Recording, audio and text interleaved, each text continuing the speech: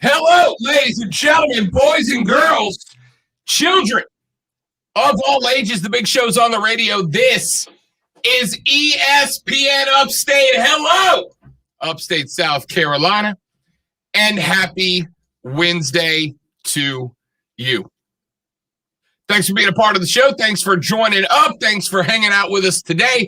If you would like to be a part of the show, I have multiple ways for you to do just that. The phone lines are open. 844-GSP-ESPN, 844-477-3776. The Ingalls Market text line is open at 71307. And our Twitters are open as well. Twitter.com/The Rob Brown Show. Twitter.com/Lonzo on Word. And, of course, Twitter.com/ESPN Upstate will get you to all of us at the same time. Busy day on the broadcast today. Coming up at 1:20, we're going to be joined by Mr. Doug Irwin. He is the CBO of the Greenville Triumph. We'll talk a little Triumph soccer with Dougie Fresh later on the show. Things been going not spectacularly well for the Triumph, but we still fan out, and they are not shying away from talking soccer with us. So, looking forward to having Dougie Fresh join us later on in the radio broadcast. That'll be a good time. Coming up this in the third hour of the show, we're going to look through and give you our preseason prognostications. Time to talk divisional winners. Time to talk conference winners. Time to talk national champions, and time to talk playoff teams, et cetera, et cetera. Texter says, I was ready to come on here and crack a lot of jokes about curling last night, but Rob's crack said it all. All right, listen.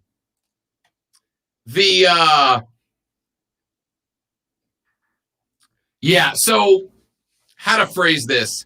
The golf pants that I wore last night in an effort to project an image of someone who knew what he was doing. And by the way, make all the crack jokes that you wish. I was a crack at the sport, a natural at curling, as we discovered last night. So what you're saying is maybe I should have filmed you from the side? Is that what you're saying? For the sake of all those who will see that video, yes. Listen, here's the thing, guys. When I'm on the blocks, it was moon over. When I'm on the blocks and I got, you got the right hand on the rock. You're looking down towards the house on the other side. You're trying to curl that thing right onto the button. This is all mucho importante. You don't have time to think about, are my pants perfect? Is my shirt wrinkle-free? My hat directly centered on my head? My friends, when you are a curling ace like I am, when you are a curling wizard like I was shown to be yesterday, you're not thinking about your fashion, my man. You're thinking about dropping the stone dead center, then leaving a nice little guard up top to make sure that it stays right where you want it to. I got to tell you, you can make all the crack jokes that you wish, but Lonzo, yesterday, I was approached by a French-Canadian gentleman named Michelle who said to me that I have natural form as a curler. So you can crack all the jokes you want, ladies and gentlemen, but at the end of the day, your boy found out yesterday that the 2032 Winter Olympics are in play, ladies and gentlemen. That's all I'm saying. It was a wonderful time last night. It was. We had a blast. Rob progressively got better, and there's no doubt that he improved as we went. And I think we all did. I think everyone in our group got better. I just want to point out this snapdragon. I was the first one to get it down there into the circle. I nearly wiped out when I did it, but I did get it down there into the circle. And wow, I have a newfound appreciation. Not that I thought it was easy, but I will say this with a little yoga, Rob and I are on the Olympic team. I tell you. Need to limber up just a little bit, you know. Yeah, so they started us off with just like little slides just to get the form down before they turned us loose, right? Like, go ahead and slide it on down to the other end. And it's weird to get the weight right, right? Like it's weird to get the weight right. It's weird to know how, because and it's not just a matter of push, because you don't really push so much as you push off your legs, you glide, and then you just let go of the stone to send it. But if you put too much body weight onto it before you let it go, you'll slow it down. It's hard to find the right weight, but by the end of the night, I think the last 2 or 3 throws I let go were all inside the house. Maybe not exactly where I aimed, but it's the first time I've ever done it. I was pretty happy. And there's a habit, and we all did it, and I notice other people do it too. There's the slider thing, and I forget what that thing is called. But if you're supposed to put more of your weight on it as you're sliding than on the rock itself. And I noticed everyone doing this a little bit before the throw.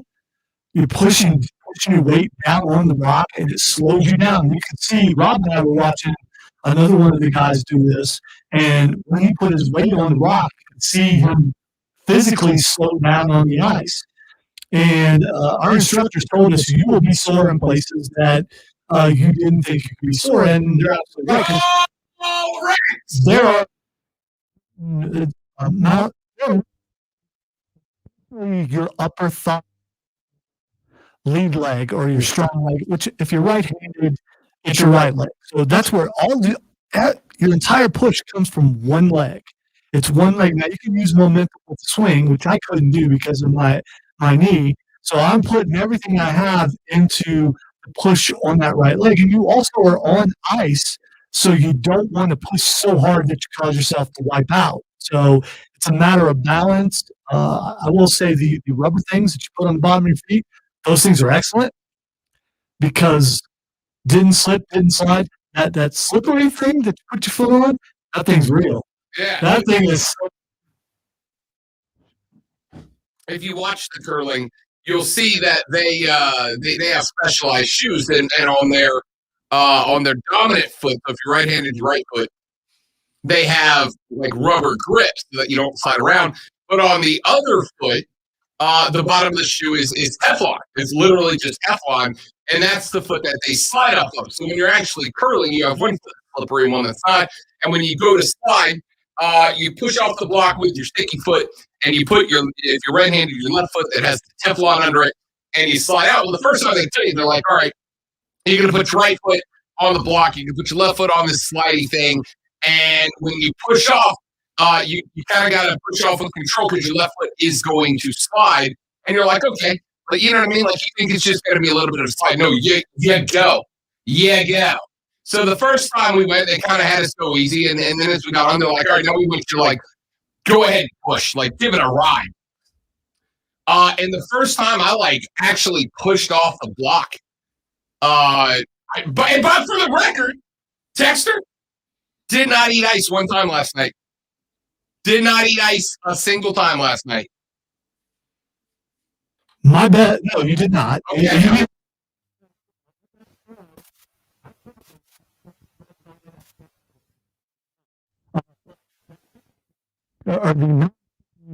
This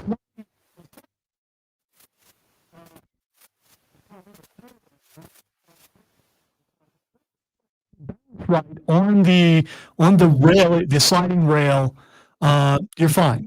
And I don't think I saw anyone get hurt. When you get down in position and you're sliding the rock, you're already almost on the ground anyway.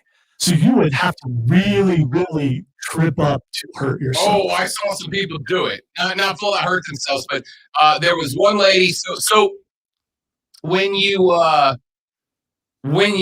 slide forward, right, like you got to angle your foot out a little bit to keep it in line with your body not to fall. And so what you see a lot of people doing is that left foot will cross their body, right? So like it slips out from in front of them and it crosses over to the right, and then they go down to the left. There was there was one lady I think on the sheet past us who did that, and she like stands up and she brushes herself off and she looks at her husband and she goes, "I'm done."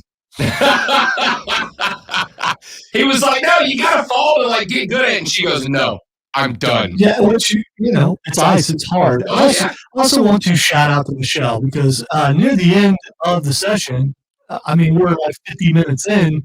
I knew that my knee couldn't take it anymore, so I'm like, I'm done. And Michelle took me aside, and I told him about my knee reconstruction. And Michelle tells me that he had two knee replacements and a hip replacement, and there is another way to curl. So we learned all ways to curl. There's a way to curl standing up using the pole from the sweeper, and you put it on the handle of the rock, and you can stand up and also throw the rock that way.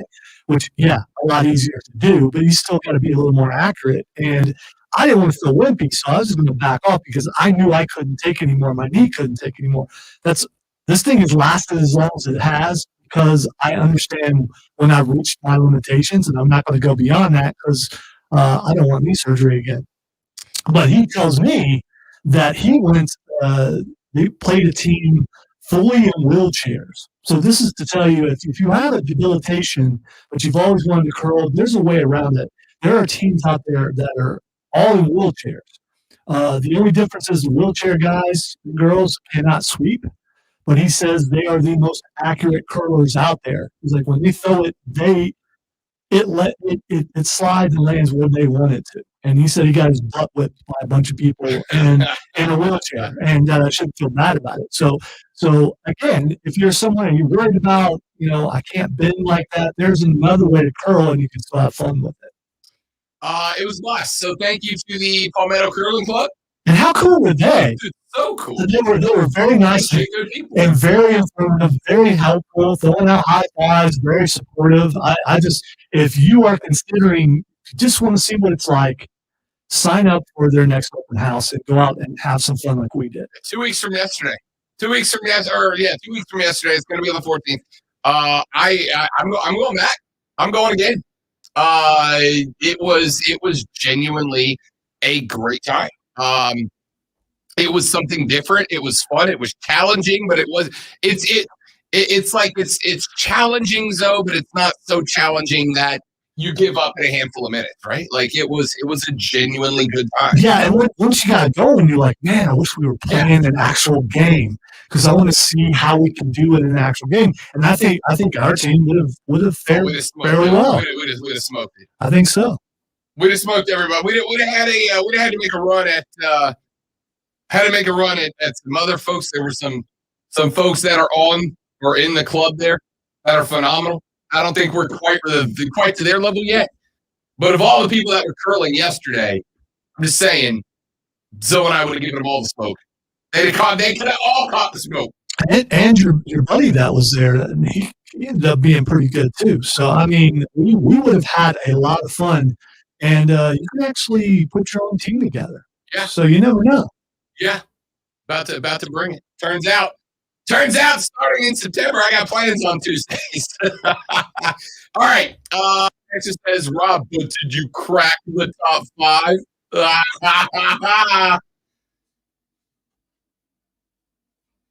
All right. I'm sorry. Do you want me to apologize? No, I saw a bit there, but you know what? You see a little bit there when the center, leans over to hike the ball. It's a sport, man. Here's the reality. Elite level athletes do not concern themselves with the way they look while they're playing. Now, I had to tell you, when we rolled up into the pavilion, I looked like I knew what I was doing. All right. When we rolled out of the pavilion, I was the GQest looking dude in the parking lot. All right. But while I'm curling, do you think my fashion is at the top of my brain as an elite level curler? No, it was not. I had one pretense, which was to be the best on the ice last night. And I got to tell you, feel like I was close. All right. So you can go on which one. You think Michael Jordan ever stopped and wondered, I wonder if my numbers on my jersey are centered? No.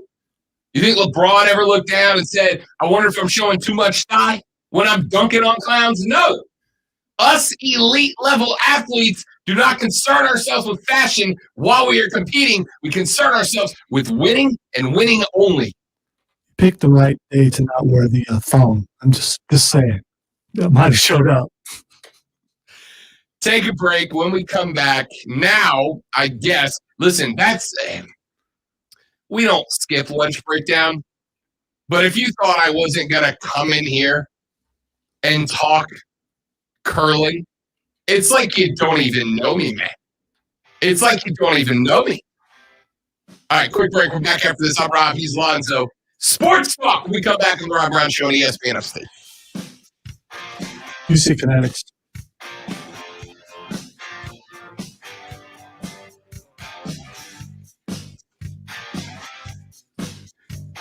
Our friends at QC Kinetics want you to be able to live your life on the daily, right? Like, not have to worry about chronic pain in your joints, your wrists, your ankles, your knees, your lower back, your hips. They don't want you to have to go out and do a little curling on a Tuesday and be afraid of the way you're going to feel when you wake up on Wednesday. No. They want you to be able to live your best life, live your regular day-to-day life without suffering, without that chronic joint pain. So if you go to QCkinetics.com, QCKINETIX.com, QCkinetics.com, what you're going to see is that there is a way for that to happen, and you are going to see dozens and dozens of happy, satisfied QC Kinetics clients who have gone through what I'm telling you to go through, that non-surgical, regenerative therapy that helps your body heal and make more efficient the healing properties of that connective tissue. They have had a ton of clients come through, and if you are next on the list, you will see why. Go to QCKINETIX.com, QCkinetics.com, or give them a call at 864-448-3772, 864-448-3772. Mention the Rob Brown Show. Get that first consultation for free. It's our friends at QC Kinetics.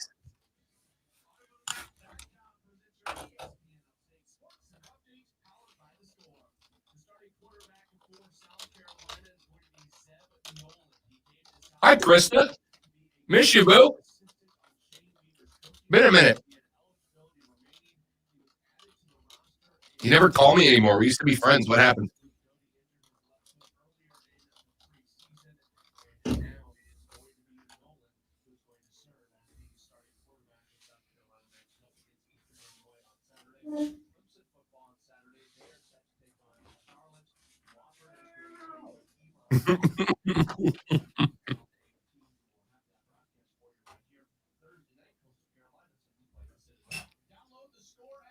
What's up, big dog? Jason, good to see you, pal. Hey, look at that. All my old Florida peeps popping in today. What it is, man. Good to see you guys. Thanks for coming by.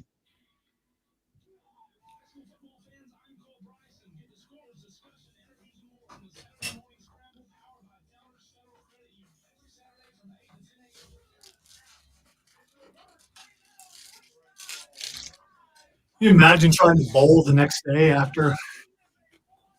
That would be interesting. I could barely make it up the stairs today. That's because we're out of shape. Mm-hmm. Mm-hmm.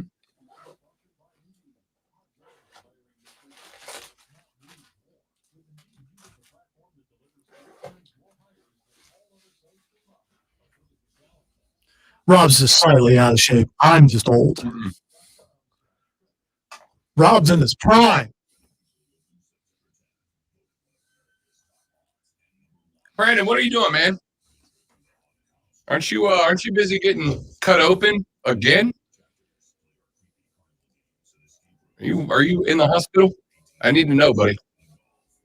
I've tried to get in touch with you the last 2 times I've come home, and I never hear back from you. My stream is just full of people that don't call me anymore. Correct, Jason. I had two options, which is be in shape or enjoy food. And I've clearly made my selection. Clearly. He says with his mouth full. Full of a ham sandwich. Correct. Jeez.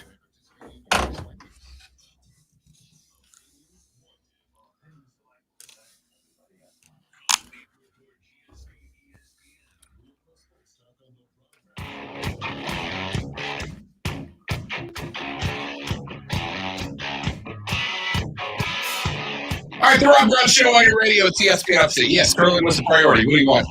How many times have you got to do that in your life? Me? One. I also want to say, curling is a sport. We were talking sports in that first segment. Technically correct. There are a lot this year, and we have especially the people who are making fun of the fact that we're talking about curling. We can watch curling now and know everything that's going on. Oh, I was already a massive fan. Yeah, and You know, we were sitting in the back, and they're like doing the trivia game before we start. They're like, "What do you call a circle?" And I'm just in the back looking at Lonzo like, "House." What do you call the middle of the house? The button. yeah, he didn't whisper. Don't you? I need the people to know. Lonzo, I have to tell you, I think that college football has a big problem. Okay? I think college football has a big problem. And it illustrated itself for me for the first time. Oh, God. Breaking news. It's more breaking news for me than everybody else, but breaking news nonetheless. Brought to you by our friends at BetQL. Get smarter, get better, beat the books. Go to BetQL.com. Search for all the BetQL stuff on Odyssey.com. It's our friends at BetQL. Get the info the sports books don't want you to have with our friends at BetQL. Just announced that the New Orleans Saints will play their opening game. They were scheduled to host the Green Bay Packers in New Orleans at the Superdome, courtesy of Hurricane Ida. They will not do that. Want to take a stab at where they're going to be playing that game? Because, of course, they are. Green Bay. No, worse. Jacksonville. Oh, Jacksonville. Okay. All right. Ugh. Well, I hope all 14 Jaguars fans enjoy seeing their game. All right. College football is a big problem. All right. Big problem. And it illustrated itself to me yesterday for the first, well, not for the first time, but maybe the most standout way that I've seen in a hot minute on ESPN.com. Andrea Adelson, Bill Connolly, David Hale, Chris Lowe, Ryan McGee, Adam Rittenberg, Alex Scarborough, Mark Schleybaugh, Tom Van Haren, and Dave Wilson were all asked to pick their playoff teams, okay? Their eventual national champion, and the other three teams that would make the playoff. Lonzo. That means that there are 1, 2, 3, 4, 5, 6, 7, 8, 9, 10 people picking. Means there are 40 selections, right? 10 people picking 40 selections. Of those 40 selections, how many times did someone pick a team that is not Alabama, Ohio State, Clemson, or Georgia? First of all, why would you pick any team other than those four? So I'm going to go with 0. Shockingly close. Alabama, Ohio State, Clemson, or Georgia. Of 40 selections, there are 1, 2, 3, 4, 5, 6, 7, and 6 of them are Oklahoma. There is one, if you add Oklahoma to that mix, so Alabama, Ohio State, Clemson, Georgia, Oklahoma, 5 teams. There is one selection that Texas A&M, Andrea Adelson selected Texas A&M as the 4th playoff team. Your national championship picks are Bama, Bama, Georgia, Bama, Bama, Oklahoma, Oklahoma, Georgia, Oklahoma, Oklahoma. So you got a pretty healthy mix of national champions as long as it's one of those 3. Team 1, Ohio State, Oklahoma, Clemson. Ohio State, Clemson, Georgia, Bama, Bama, Bama. Team number 2, Clemson, Georgia, Bama, Oklahoma, Clemson, Georgia, Clemson, Clemson, Ohio State, Clemson. And the last team in, according to those experts, A&M, Clemson, Oklahoma, Alabama, Oklahoma, Clemson, Ohio State. Lonzo, going into the season, when you have 10 different people representing 10 different branches of ESPN, right? These are not like only SEC Net people. These are people that are spread out across the ESPN platform. Going into the season, is it a problem for college football, Lonzo, that there are effectively 4 teams that anybody thinks can win a championship and nobody outside of that? Is that a problem for college football? Seeing as how one of my team. Well, not a problem with the list, because I agree with it. Okay. I agree with it. In fact, I would even streamline it a bit. I would take Texas A&M off, so there's no team outside of Bama, Georgia, Clemson, Ohio State, and Oklahoma that's on that list for me. I'm not a huge believer in Oklahoma. I mean, maybe they're in there because the Big 12's not that good, and they'll get to cakewalk through it. But, I mean, I got a problem with the list. I'm not asking is there a problem with the list. I'm asking if the list is a problem for college football and that there's 4 teams that any of us think can win a championship and everybody else is just playing for funsies. Well, I would say that college football itself thinks they can solve the problem by expanding the playoff. It's not really going to solve the problem, though. The best players go to the best teams. Those teams that you talked about, that's where the best recruits go to. That's also where the best coaching is. It just makes sense that those are the best teams. And unless there's some sort of scandal or some sort of one of those coaches going somewhere else, it's going to be that way for a while, for the foreseeable future.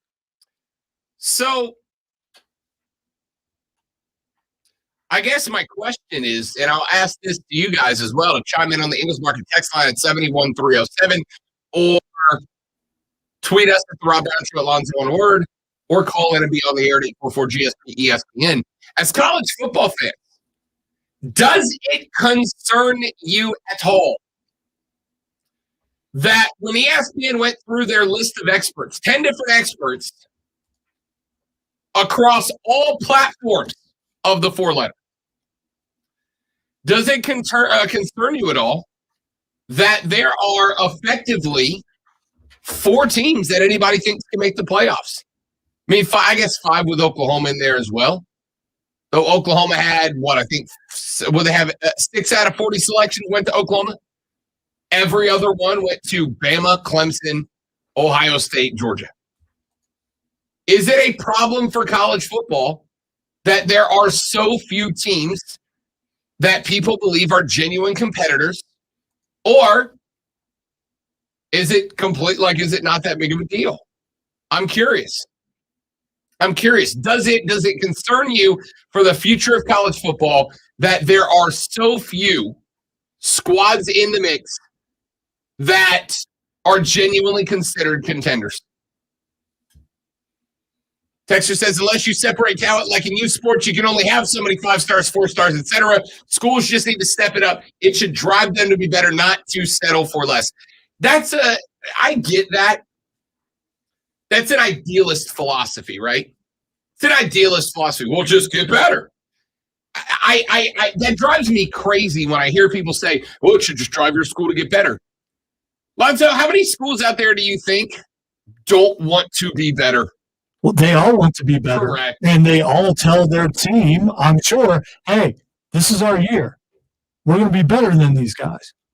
It doesn't happen, but they're still out there telling them, and I'm sure they believe it. It's the same. It's a similar mindset to when you hear. Well, I'm not even going to go there.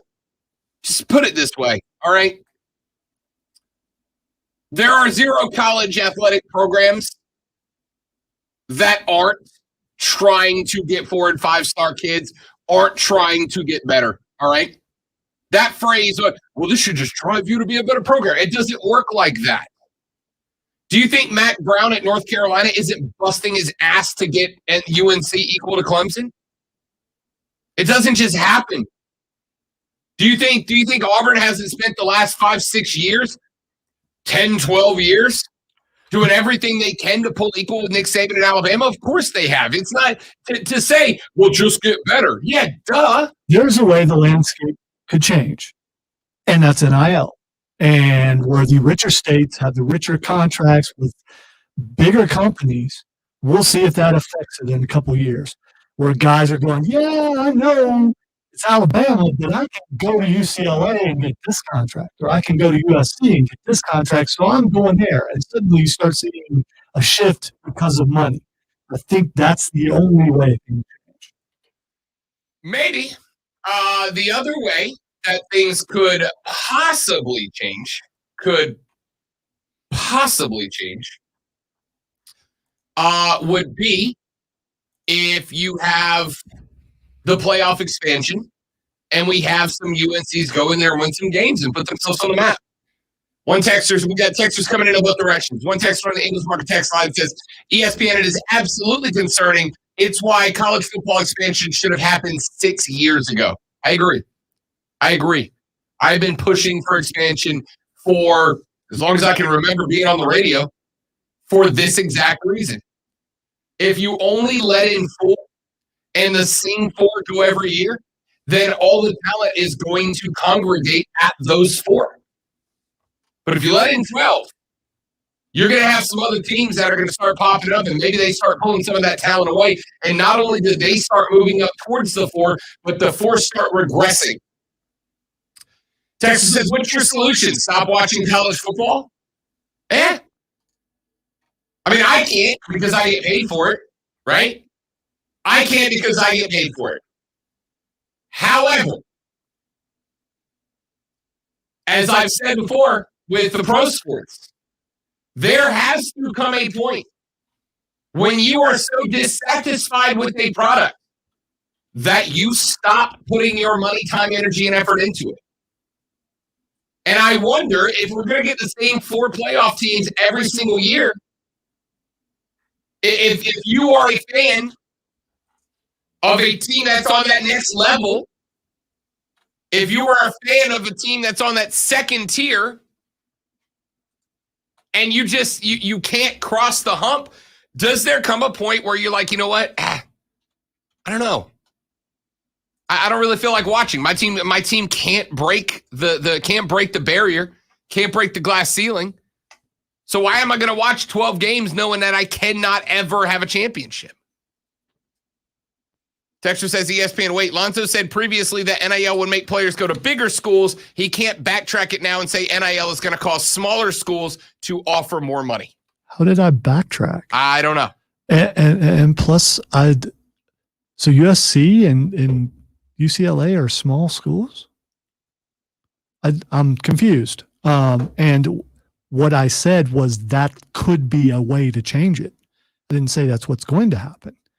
And UCLA and USC are pretty big schools. For the most part.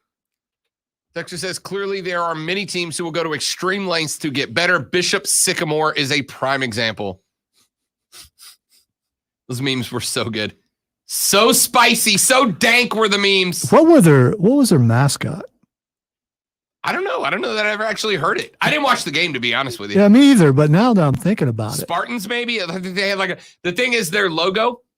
There were rumors yesterday that their logo was actually pulled from Madden 02 Create a Team or NCAA Create a Team, which is interesting. Let's take a break. I'll keep that question out there. Does it concern you that there are so few teams out there that are considered contenders this year? There's effectively 4. Does that concern you? Or has it always been that way and this is just the latest 4? I don't know. What's your thoughts? 844-GSP-ESPN. Text us on the Ingles Market text line at 71307. Quick break. Back after this on the Rob Brown Show on ESPN Upstate. They were centurions. You what? Centurions. Centurions. Let's get some centurion t-shirts. Deegan said their logo is clip art for sure. Oh, it's absolutely clip art. You could see it when it came up. It was clip art.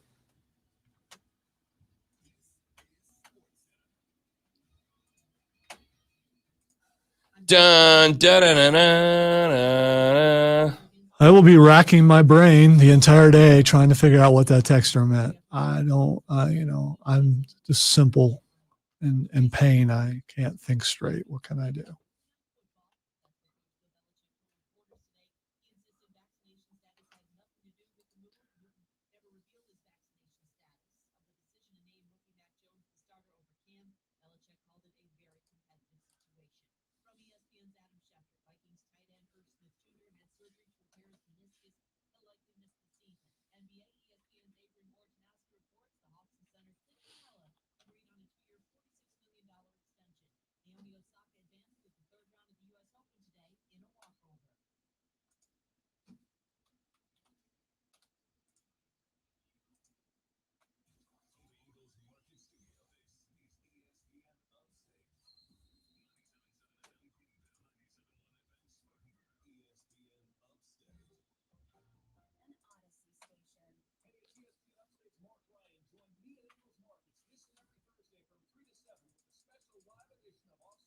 What's up, Mr. Robert? I haven't tried it yet. I'm going to try it now.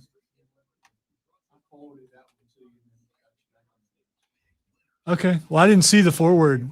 I know you said you forwarded it to me and I didn't see it.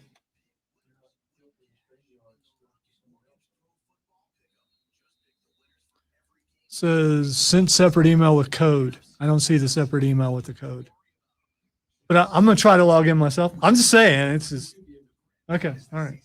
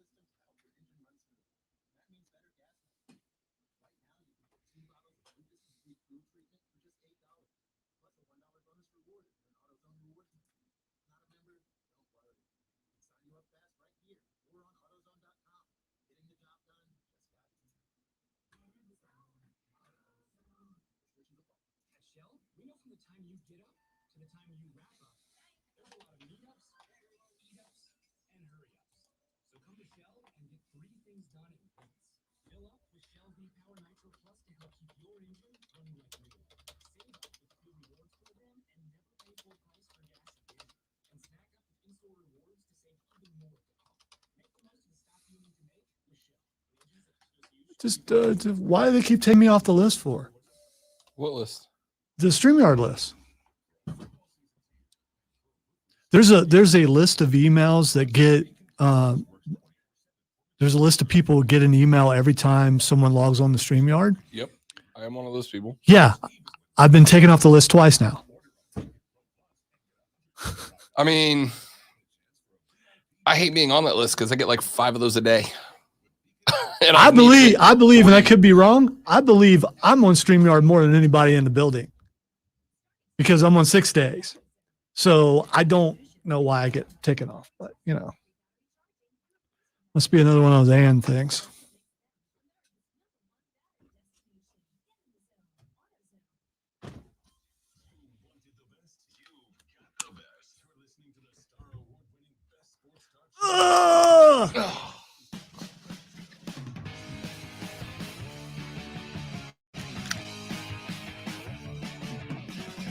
Struggle's real, Lonzo. Oh, I got to turn on the right one. Does that count? I turned on that one, even though it's not my mic. No, it doesn't Does that count. count? Because you turned on Turned the wrong mic. you turned on. My chair because it was comfortable. Then the music hit, and I'm like, oh, I got to pick myself back up in the chair. This is going to be an adventure. It hurts that bad, folks. Now, in fairness, I also did hit the gym on Monday. So that's part of what it is that I'm trying to be less of me. And I overdid it. I want to read an email that I got yesterday. Email. I got an email yesterday that came in off of our website. Came in off our website. And there's a contact us button on there. If you guys ever want to email me personally, Rob Brown at espnupstate.com. It comes straight to my phone. You guys are welcome to. Don't be weird. Okay? Yeah, that'll work. Don't be weird. Yeah, don't be weird. Rob Brown at espnupstate.com. Don't be weird. I got an email from Stein Nelson is the name that was attached to this email. And I want to read it and I want to respond to it very briefly. Texter, the emailer said, and I quote, "Yes, your show causes distrust as you are pushing your personal agenda instead of reporting sports. Instead, for the last 30 minutes, there has been zero on anything related to sports. I listen to hear sports, not to hear your thoughts on the pandemic and today's political culture," end quote. Now, let me respond to this in a couple of chunks. Number one, as far as me pushing my, quote, personal agenda, end quote, instead of, quote, reporting sports, couple of things. Number one, I am not a reporter. I don't have to. I am not obligated to report anything. I don't vet out and flesh out my own stories. If one comes to me, super-de-duper. But I'm not a reporter, and therefore I do not report sports. As far as, quote, pushing your personal agenda, allow my ego to swell my head to the size of the doorframe for just a moment. But Lonzo, what's the name of this show? That would be the Rob Brown Show. Thanks.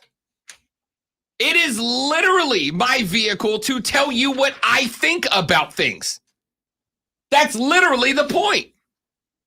Lonzo is my co-host and executive producer. I'm just picturing you in the back of the limo because I'm driving the car. But you know, there you go. Hold up that Rolex. Just back there wheeling and dealing. It is literally, in fact, I would go so far as to say my job is to push my personal thoughts. That's the point.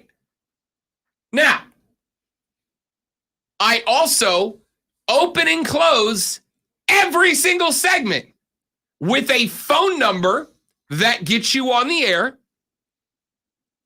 a text line number that gets your text read if it's FCC friendly, and a Twitter handle where you can interact directly with me around the clock.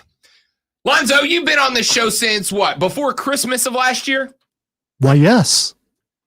And the entire time we have been on the air together, how many times have I told you I don't want to take that phone call?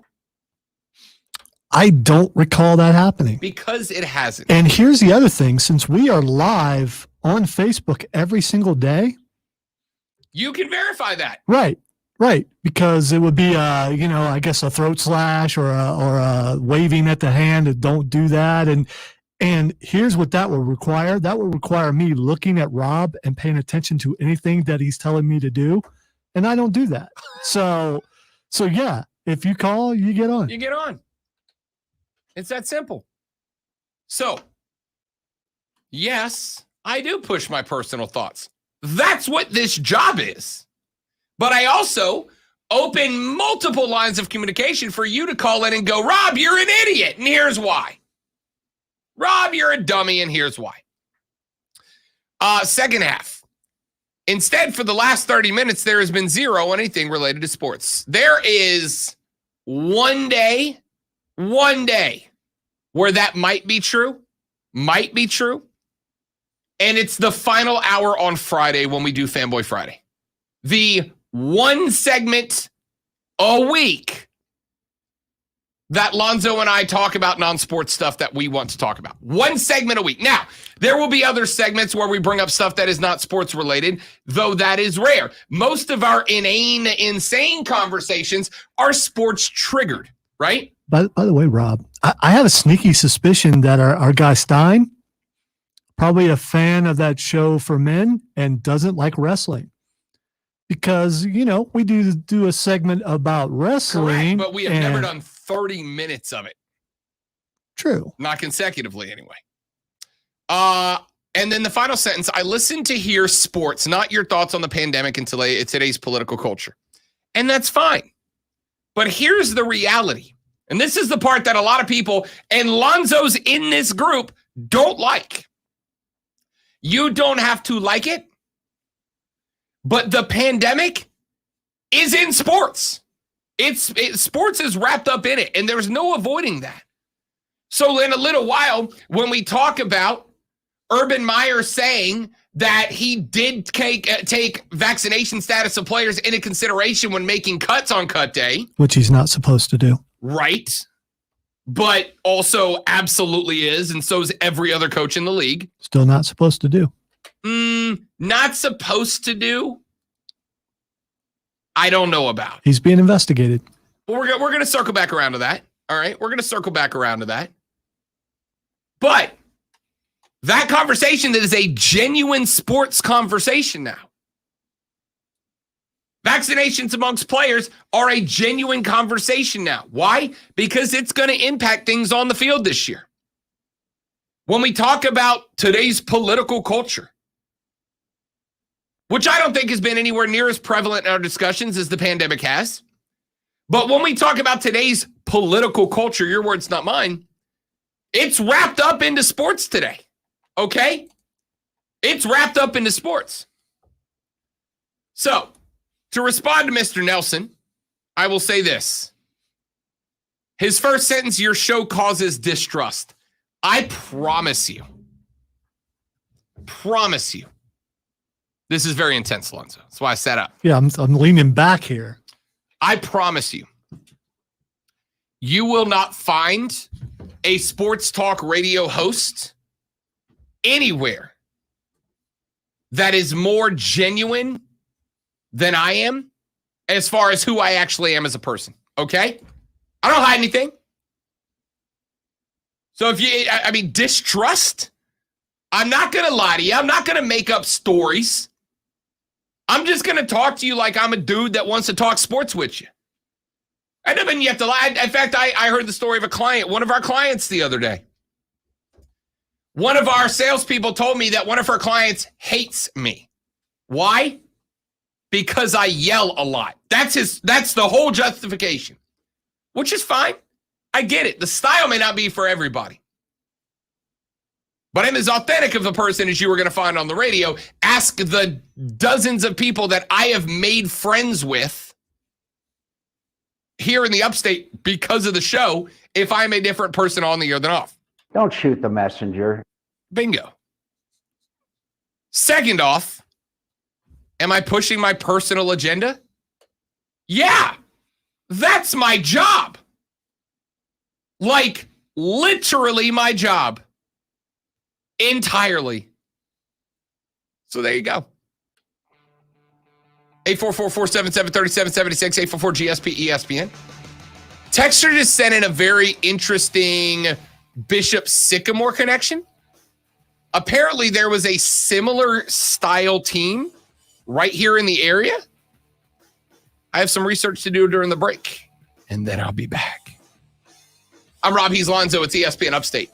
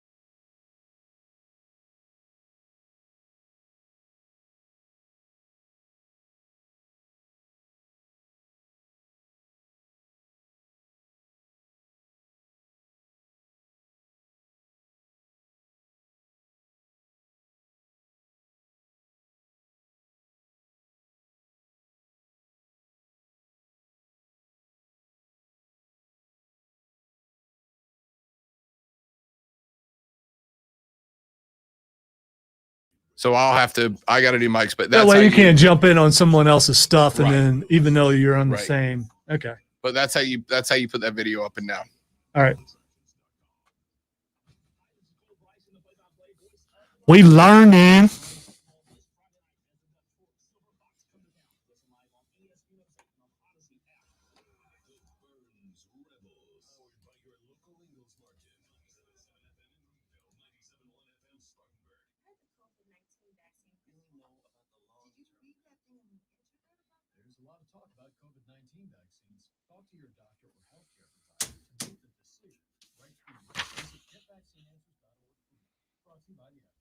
Hey, we get it. You don't want to be hearing a progressive commercial right now. So let us tell you something you do want to hear.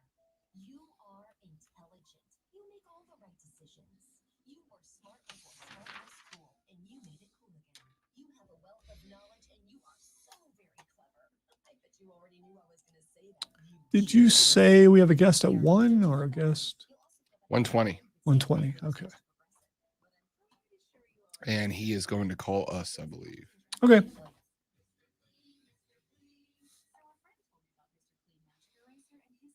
So the hot tub helped me a great deal, but I got to figure out how to work out the soreness in this, because it's just that one spot where the bruise will just have to go away naturally, but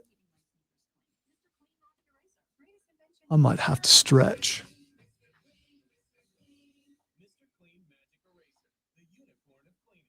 We need an athletic trainer in the building. We need that. Maybe Robert's an athletic. We'll have to ask him. He looks like he would be one, you know? Come in with some ice.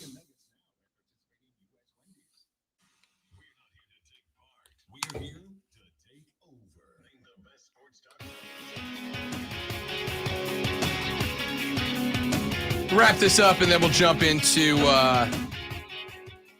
actual sports talk on the flip side. Texture says, how ridiculous that this complaint keeps coming up. Sports is played by human beings, and everything in life and their lives are intertwined. Yeah, that's really what it comes down to, man.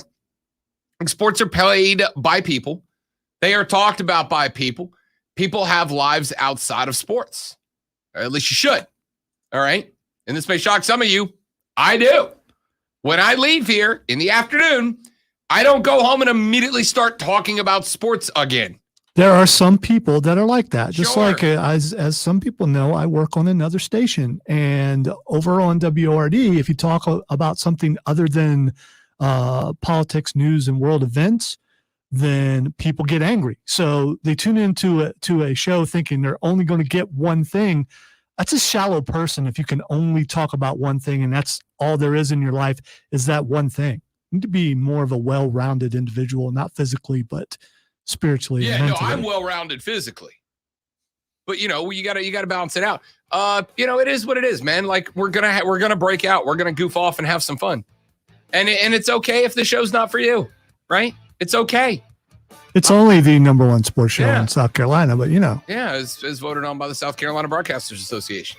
If it's not for you, though, that's okay. You and the other 3 people in the state it's not for, that's fine. But we're here for the people, man. We'll start giving you our college football season championship projections when we come back on the Rob Brown Show on ESPN Upstate.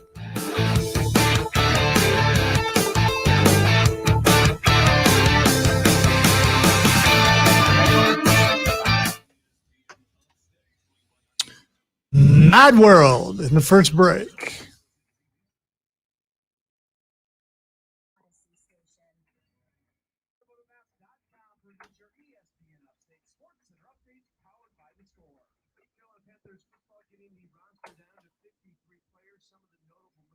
Apparently, someone made a mistake and someone heard it and I missed it. I'm not going to be specific. Yeah.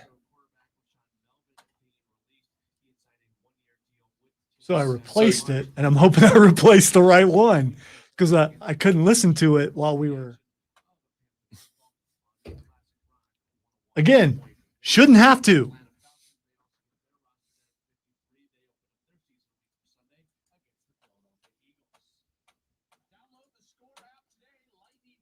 People just did their job correctly.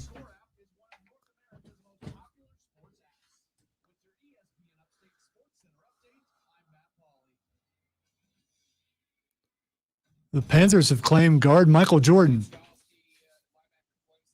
Bring him out. Bring him out.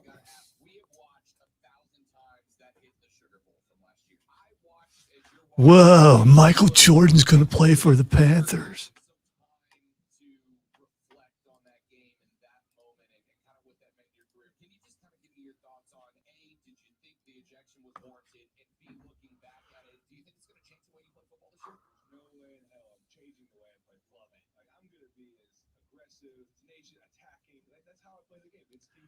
On the 100th episode of AEW Dynamite, Tony Schiavone sits down with MJF. Yeah, he's doing that in the picture. Of course he is. You seen the rumors that JR is stepping back and is just going to do interviews? Noticed, And he kind of denied it, but I noticed on last Friday that Wednesday. Was it Wednesday? One of them, Excalibur, opened the show with JR's line. And yeah, I thought JR wasn't there. And then suddenly he started talking. It's like, was his mic broke? What was going on? I'm a Schiavone guy. I think Schiavone should be the guy. I think he should. But I think partially because if you gave me that job, I would do it just like Schiavone does. I'd just be buddies with the wrestlers who also 100% wants to be involved in bits. Oh, yeah.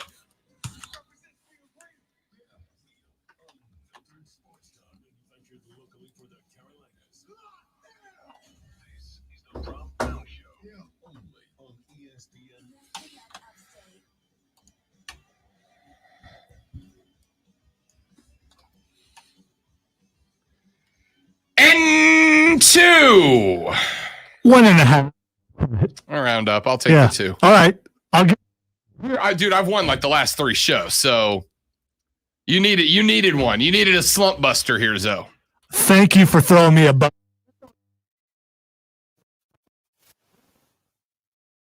ESPN Upstate, I am Rob Brown.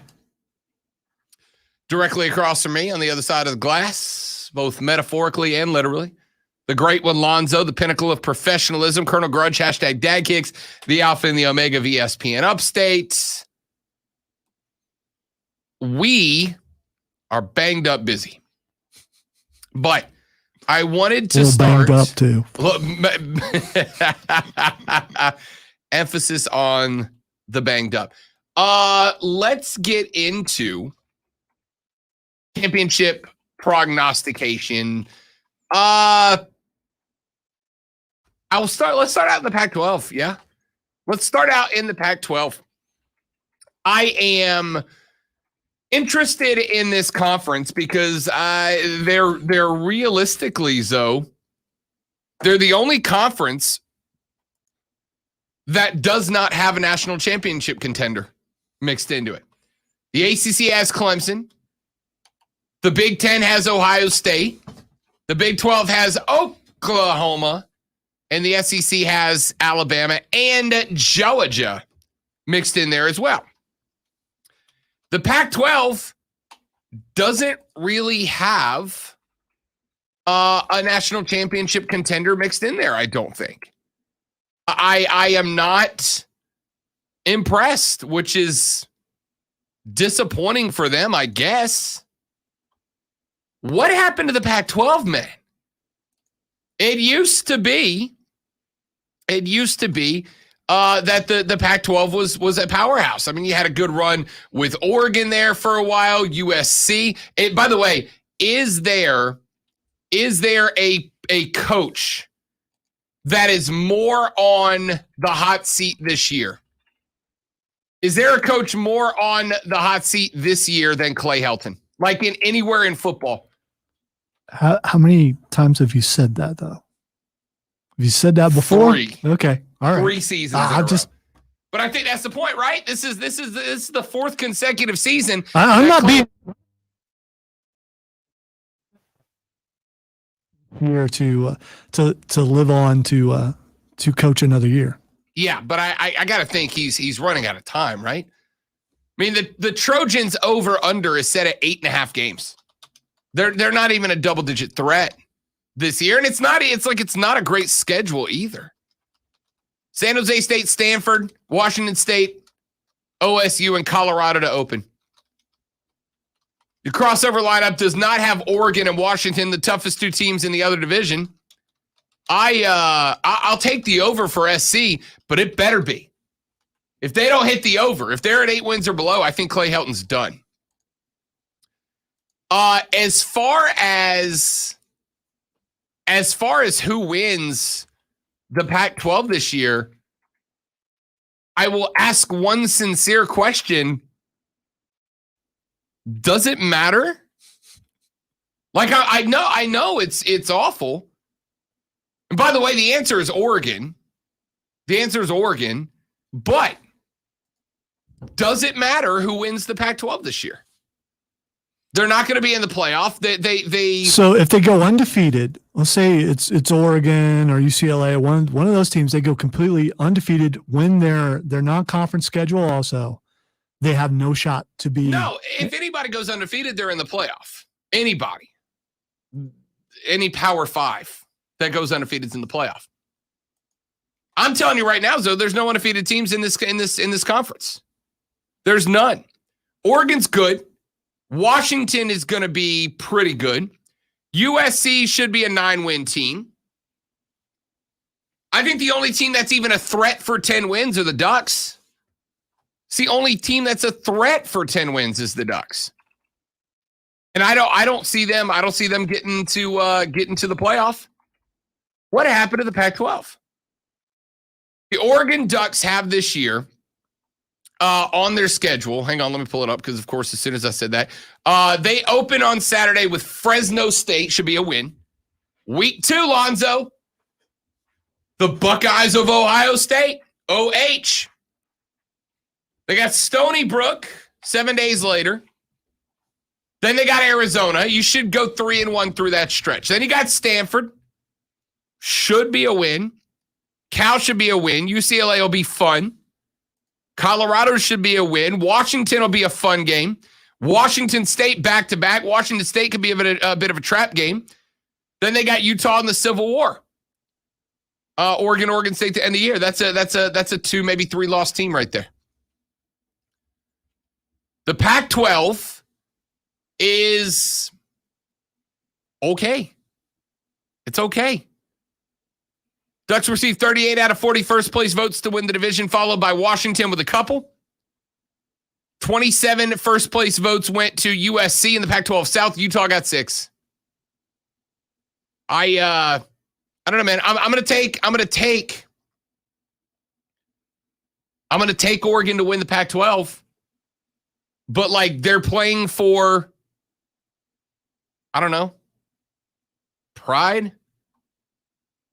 There's no undefeated teams out there. There will be, Lonzo, 2 undefeated teams in the playoffs this year. No, I'll take that back. There will be 3 undefeated teams in the playoffs. Bama's going in undefeated. Clemson's going in undefeated. Ohio State's going in undefeated.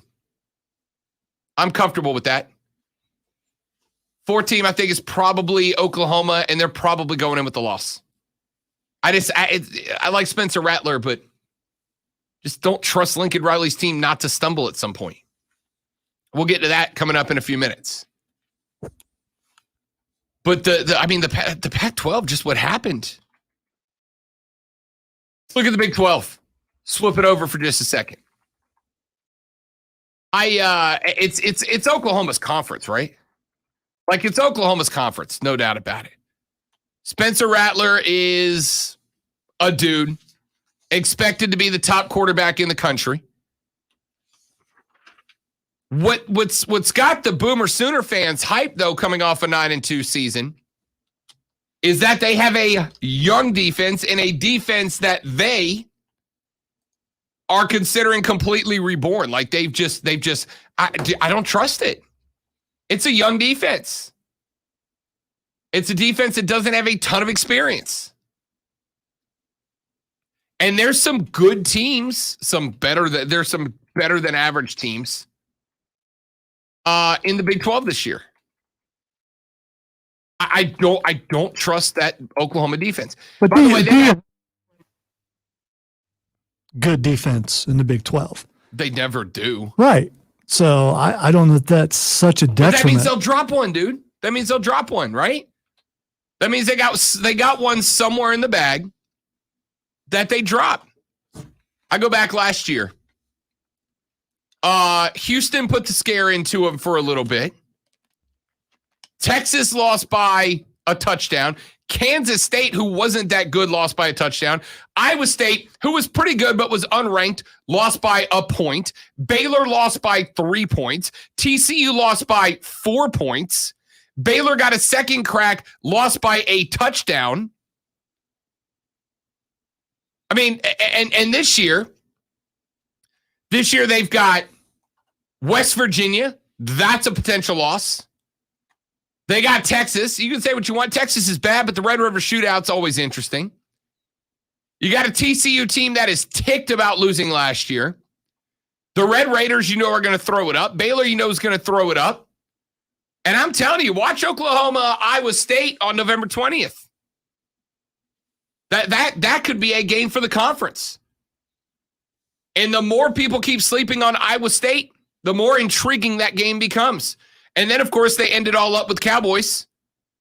And I don't know how much this mentality would have. Lonzo, you tell me. But you got to keep in mind, for Oklahoma and Texas both, that every player and every coach in every Big 12 team is looking at Oklahoma and Texas as backstabbing traitors who have effectively murdered the Big 12 and screwed every one of those teams over. You gonna tell me that Iowa State doesn't have a little something? Right when Iowa State's getting good, the Big 12 dies because of Texas and Oklahoma. You think they're not gonna bring a little extra something to that game to try to knock them off? I don't trust Oklahoma not to lose a game, maybe 2. See, but I'm thinking it's the opposite. I'm thinking Oklahoma and Texas are looking at the SEC going, man, I wish we were there this year. And maybe they drop the ball a little bit. Not because the other teams are coming hard at them, but because they get a little lackadaisical. I don't know. I mean, who puts more anger into the world, man? The cheater or the person who got cheated on, right? You've been cheated on. I've been cheated on. I caught a young lady cheating on me at one point. I tell you right now, those next 3 days, I was seeing red, Jack. I was seeing red. I was ready to go. I had anger.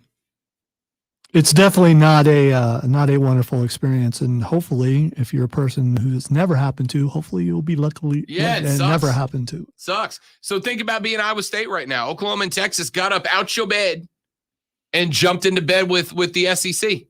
And you watched them do it. Not only did you watch, they tried to do it behind your back. They tried to do it behind your back and you caught them. Right? See, I'd rather go with a different analogy that you've been living at home for a while and you should be living somewhere else, but you're not. You're living at home and suddenly you wake up and find out that your parents just moved. And suddenly you have to take care of yourself and you have to pay your own bills and you don't know where you're going to go and you don't know what you're going to do because that's pretty much the Big 12. Mommy and dad in Texas are leaving. You're stuck at home with everything and everything's going to fall apart. So, if you're Iowa State and you watched and you woke up one day and mommy and daddy were gone and they left you a note that said, you're on your own forever. See, I don't like this analogy as much because now Iowa State's got to kick the crap out of their own dad and they got to call Texas daddy in this case. It's a little weird. Well, the entire conference has been calling Oklahoma for a while. Yes, they have. I don't know, man. I don't know. I think Baylor, I think Iowa State, I think Texas Tech, I think they all got a little something extra for Spencer and the gang. So I'll take Oregon to win the Pac-12. Take Oklahoma to win the Big 12, but I don't think they're coming through and undefeated. In fact, I think 10-2 is a reality for Oklahoma. I think there's potentially 2 drops on the schedule. Say you were talking about 1 loss. Now you're throwing in 2. I think there's the potential for 2. I do. Well, then Oklahoma's not in the playoff, They might be. depending on what Georgia does. Right. Because remember, Georgia's got 2 games they got to get through. They got Clemson to open it. It is not a foregone conclusion that they're losing to Clemson. Oh, no. Yeah. For the record, picking Clemson. I'll go ahead and give you a preview of Friday. I'm picking Clemson to beat Georgia this weekend. By the way, people absolutely think I hate Clemson and everything. How often do I pick against Clemson? I don't really. I'm not picking against Clemson this time either. All right, so there's your preview. We gave you our first pick for free. Friday's pick'ems. I'm picking Clemson on Saturday over Georgia. Georgia then will have to get by Alabama in the SEC championship game to get in. So you get a 2-loss Oklahoma and a 2-loss Georgia. Who are you taking? See, it'd be tough to pick Oklahoma over Georgia there because Georgia's 2 losses would both be against top numbered 1 and 2. Alabama and Right. Clemson, yeah. They'd be against number 1 and number 2.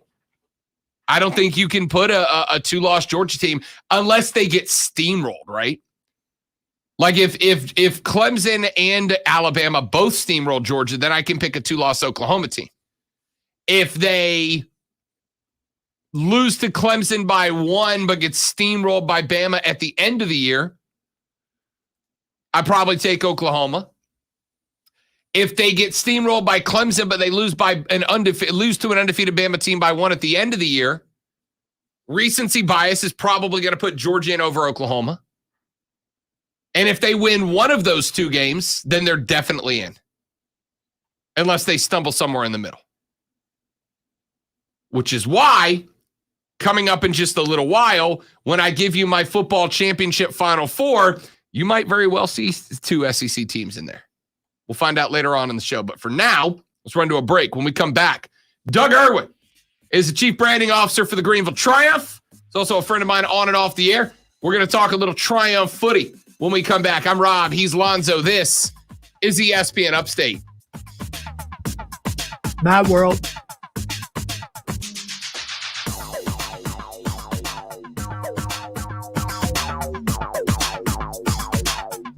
It's time, ladies and gentlemen. Mad World. Mad World is almost open. The time is almost here on September 10th.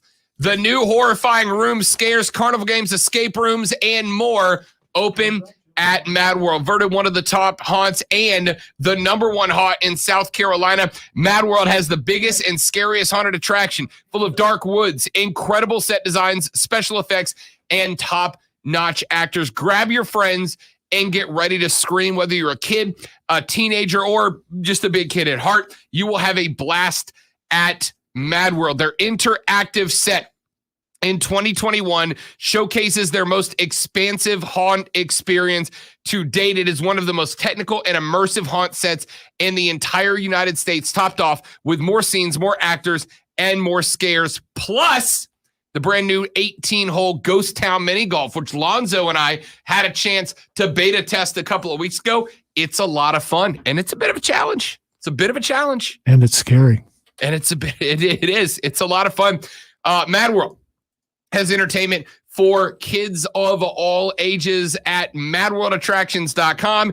And if you are like some other people we work with, you can get the no scare medallions for kids or adults who want to be scared. You can go through and see it all without being jumped at. Go to madworldattractions.com, madworldattractions.com. Don't wait until Halloween weekend and have to wait in long lines. Get your tickets now. Beat the crowd. It's our friends at Mad World.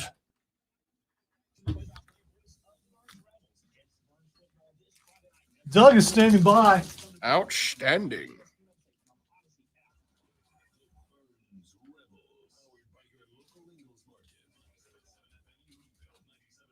This Labor Day, put an end to junk sleep. Right now at Mattress Firm, save up to $500 on our top-rated brands when you get a king bed for the price of a queen or a queen for a twin. Plus, get a free adjustable and save up to $700 on adjustable mattress beds. With our highly trained sleep experts and our low price guarantee, you can rest assured you'll get the best bed at the best price. Only at Mattress Firm. Offer valid with qualifying purchase. Restrictions apply. Valid at participating locations only. For offer details, visit mattressfirm.com/sale. Liberty Mutual Insurance Company presents. And we're back with Limu, Emu, and Doug for the final question. Category is things you climb. All right, Limu, what do you think? You sure? We're going with Liberty Mutual customizes your car insurance so you only pay for what you need. Oh, so close. We were looking for stairs. You pay for what you need. Who's your Pac-12 winner?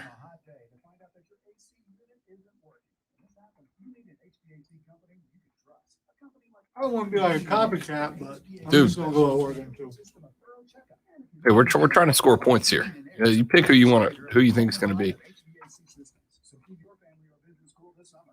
Big 12.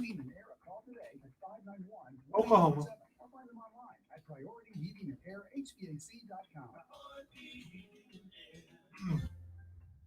Assuming I don't need to ask about the Big Ten.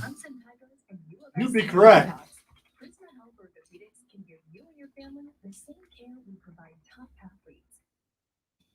I'm assuming I don't have to ask about the ACC. You'd also be correct.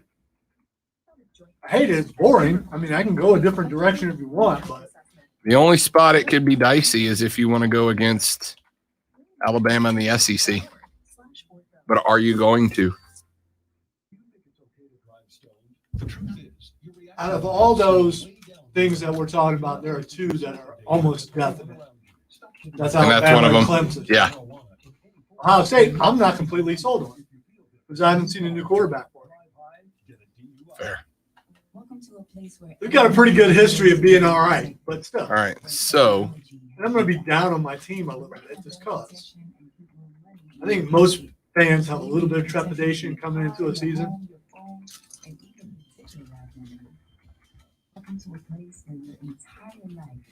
Like run into a Purdue or something and be in trouble. Or Illinois, man, we're real.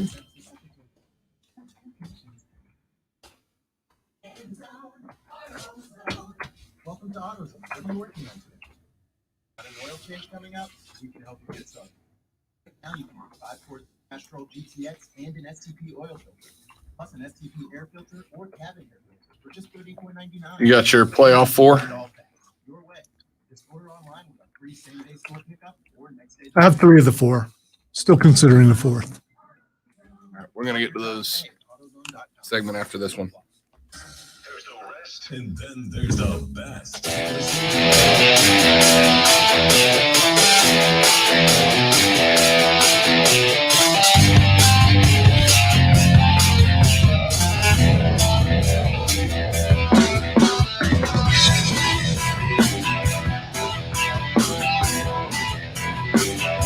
All right, let's talk a little soccer, friends. Here on the Rob Brown Show and ESPN Upstate, we welcome in a friend of mine, both off the air and on. He is a golfing buddy. He is a soccer guy, and he is the CBO of your reigning, defending, undisputed USL League One champion, Greenville Triumph. He is Mr. Doug Irwin, joining us here on the Rob Brown Show and ESPN Upstate. Dougie Fresh, what's happening, big fella? What's going on, Rob? Oh, just hanging out, talking some sports, a little college football, and now we get to talk some soccer. I don't hate my job, buddy, but it's a sacrifice I'm willing to make. You know what I mean? For sure. Love it. Let's get into it a little bit. You know me, man. I want to talk what's been going on both behind the scenes and on the field. But you also told me that there might be a little bit of breaking news on the show today. Are we in a spot to reveal that yet?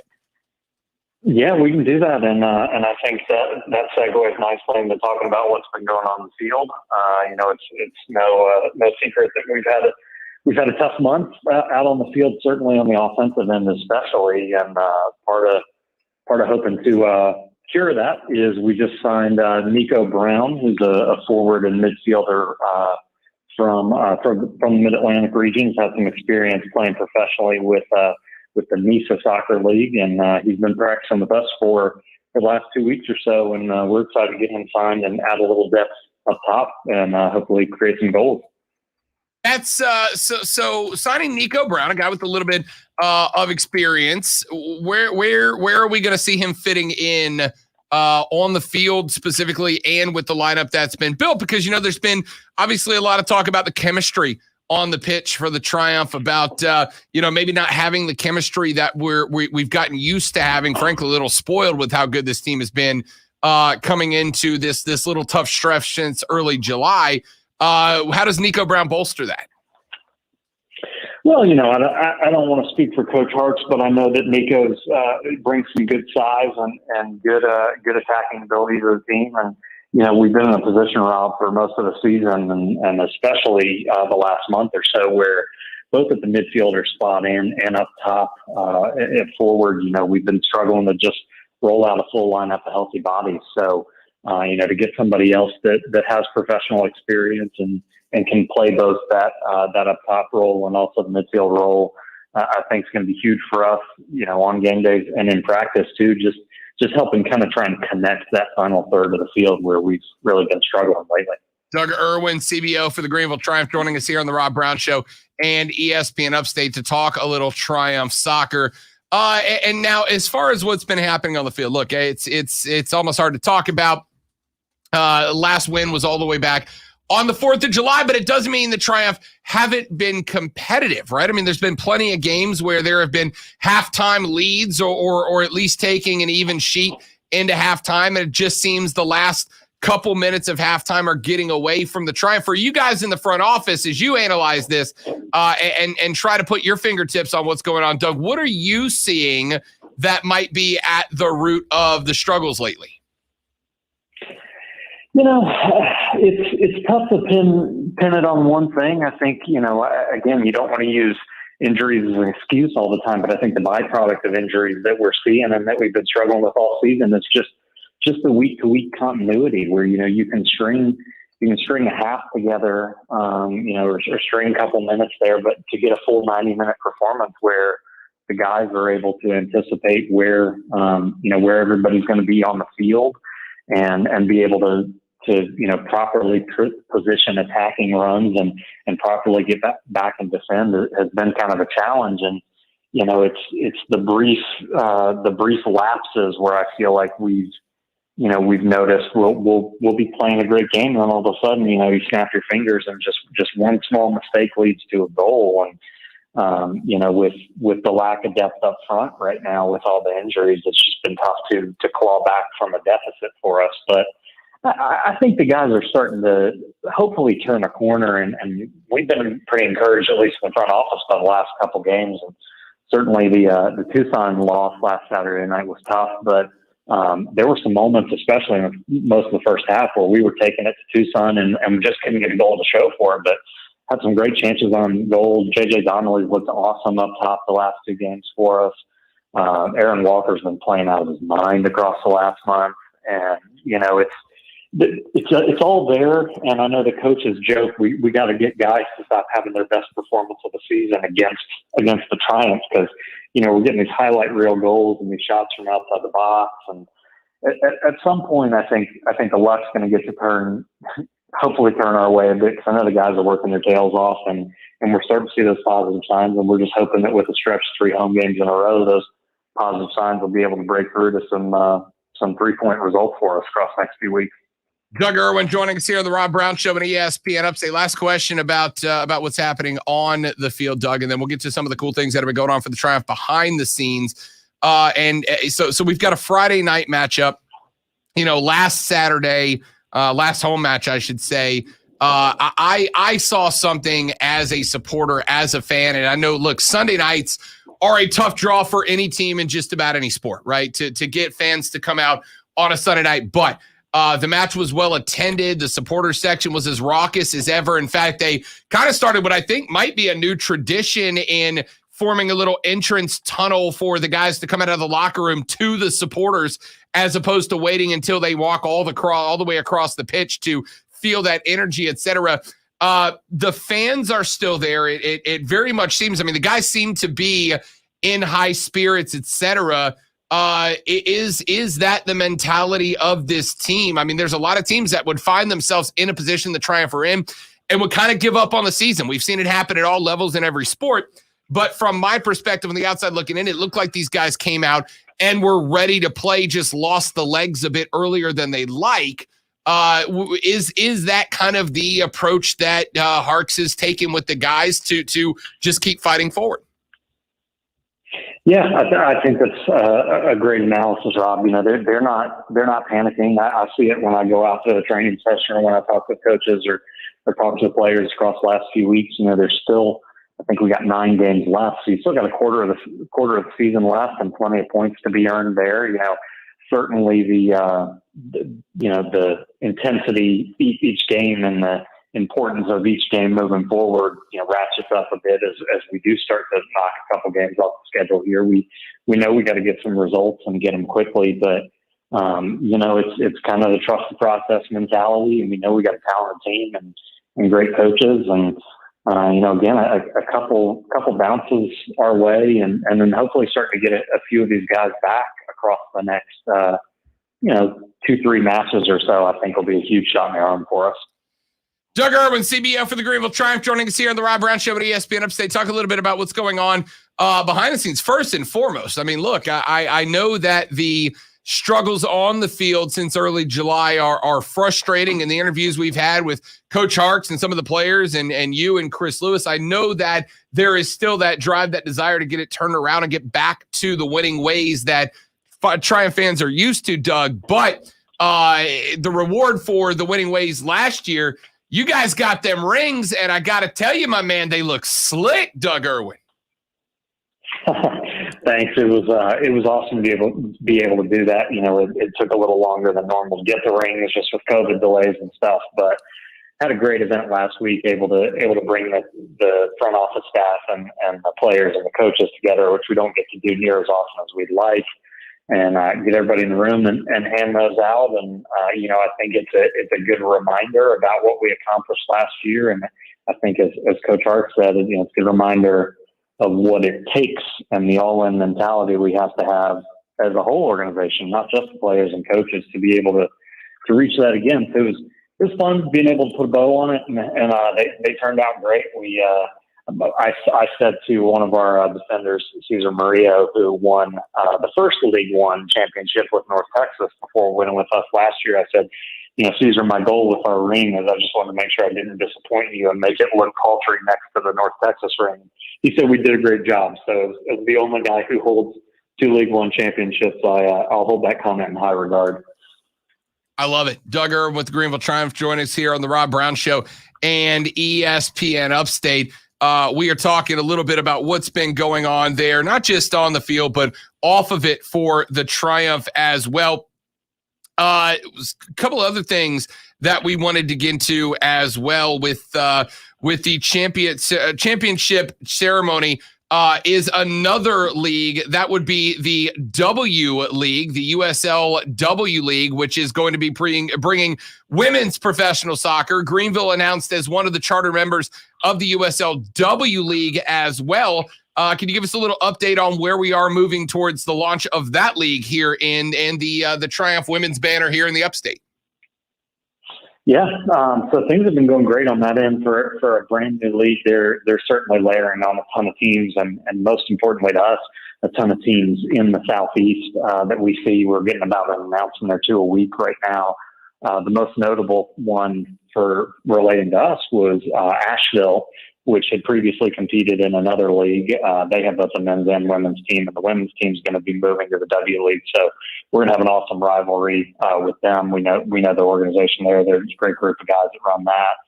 So we're really excited about getting to play Asheville and, you know, finally giving fans a really close drive, because on the men's side, we haven't been able to do that as much yet as the league still grows. You know, the shortest trip's about 3.5, 4 hours to Cary, North Carolina, but we know that'll get better moving forward. But excited to be able to offer that off the bat on the women's side. And then we recently kicked off the process to hire a head coach and sporting director for the women's side. So we're we're working on that right now. Our president, Chris Lewis, is spearheading that, and eventually ownership and Coach Arks are going to get involved in that as well. But that for us is going to be kind of the big jump off point to really kick things into high gear before we get ready to drop a ball in early May of next year, which will be here before we know it. Doug Irwin, CBO, for your reigning, defending, undisputed USL League One champion, Greenville Triumph. The Triumph are back at Legacy Early College coming up this Friday evening at 7:30. Sledding been a bit tough lately, but at the end of the day, and I've said this many, many times, Doug, and I know from a sports perspective, you know this as well as anybody, man, sometimes it just takes that one spark to turn it around, right? Sometimes it just takes that one victory, and all of a sudden a slide turns 100% around. So we need as many supporters as we can get at Legacy Early College this Friday night, Dougie Fresh. Yeah, agreed. The fan support is huge for us, and as you mentioned, we had great support on the Sunday night, which was a school night, and we were happy to get that group out. But next two matches being Friday and Saturday, I think it's going to be huge for us. And Saturday, September 11th, is a huge one for us in general. We're hosting Chattanooga, and they are, I think that I can't look at standings right now, but they're either number one or number two. Have been one of the top teams in the league all season, and that's probably our toughest match remaining. So, the fan support there is huge, and the game being on September 11th as well. Certainly the 20th anniversary of 9/11 attacks. It's something we're all going to have in mind, and that game is going to be our Heroes Night game that we're dedicating to upstate military and first responders. We had a lot of cool things going on for that game. Fans and companies are able to donate tickets to first responders and military members and their families, and should be a great environment, and hopefully a great win for us. He is Dougie Fresh, Doug Irwin, the CBO for the Greenville Triumph. Greenville again back at home this Friday night, taking on Toronto FC2. Then on Saturday, September 11th at 7 o'clock, taking on the top of the table, Chattanooga Red Wolves. Greenville sitting right now currently in ninth. Just what? I think, Doug, if I recall, just 1 point out of a playoff spot right now. So, I mean, despite the slide, it's not like the Triumph aren't in a good spot to make their way back into a playoff appearance. Yeah, all it takes is one or two wins. I think going into last weekend, there were 6 teams tied. I think 3rd through 9th were tied in points. So, it's still wide open, even though we got a couple teams ahead of us before we can jump back into the playoff bubble. Again, you string 2 or 3 wins together and you're safely back in. Yeah, you're looking at 24 points for the Triumph. Tormenta has 24. New England Revolution 2 have 24. 25 for Richmond, Toronto, 2 North Texas, and Fort Lauderdale.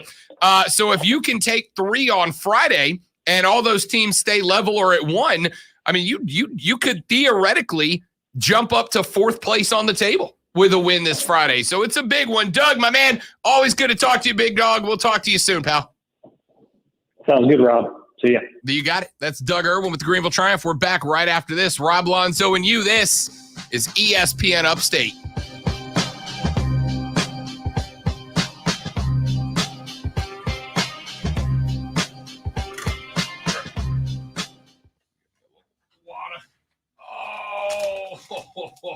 Oh, yeah, boy. Yeah, boy. I'm Christine Lindsay, breaking news. I'll announce that because of the ongoing recovery efforts in New Orleans and surrounding communities in the aftermath of Hurricane Ida, the Saints will host their Week 1 game against the Packers in Jacksonville. There were various factors involved in the Patriots' decision to release quarterback Cam Newton. All were football related. His vaccination status not a factor. That explanation today from Coach Bill Belichick. He also added there are a lot of reasons involved in deciding the best course for the 53-man roster. Newton never disclosed his vaccination status. ESPN's Adam Schefter's reporting Vikings tight end Irv Smith will likely miss the entire season after undergoing surgery to repair his meniscus. NBA, the Hawks and center Clint Capella agreed on a 2-year, $46 million extension, reports ESPN's Adrian Wojnarowski. He's now under contract through the 2024-2025 season.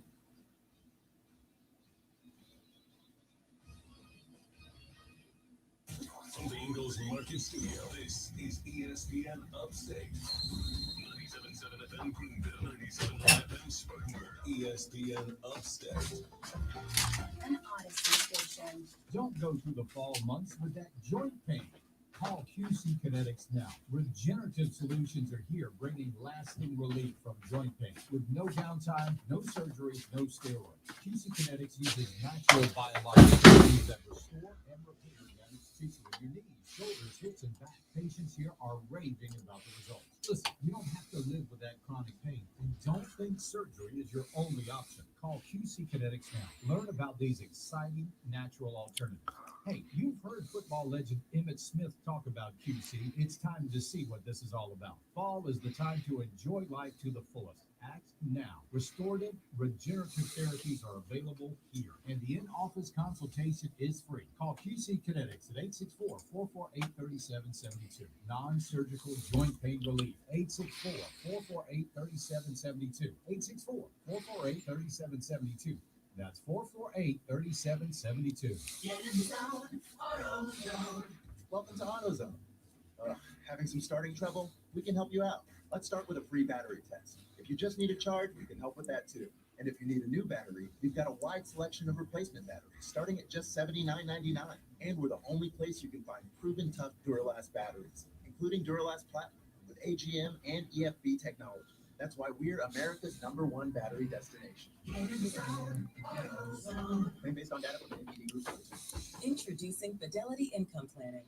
We look at how much you've saved, how much you'll need, and help you build a straightforward plan to generate income, even when you're not working. A plan that can give you cash flow that lasts. Plus, you can start, stop, or adjust your plan at any time. Talk to us today so we can help you go from saving to Fidelity Brokerage Services, number NYSE SIPC. And we're back. Pro roofers save valuable time with Beacon Pro Plus. Beacon Pro Plus works 24/7 for material ordering, order history, and automated promotion tracking, so you can get your favorite GAF roofing products even when working remotely. And now, order on Beacon Pro Plus and get a $175 gift card and the chance for a VIP Pro Football getaway. Gear up and raise your game with Beacon Pro Plus today. Build, score, and win at BECN.com. Starting stronger starts at AutoZone, where they've got battery solutions in the form of free battery testing, free battery charging, and replacement batteries that fit your needs. That's what makes them America's #1 battery destination. Get in the zone. AutoZone. Goodyear believes in the power of moving forward. No matter if it's on the track, the court, or the field, movement makes us want to be more. It pushes us to go further, to show the world what we can do.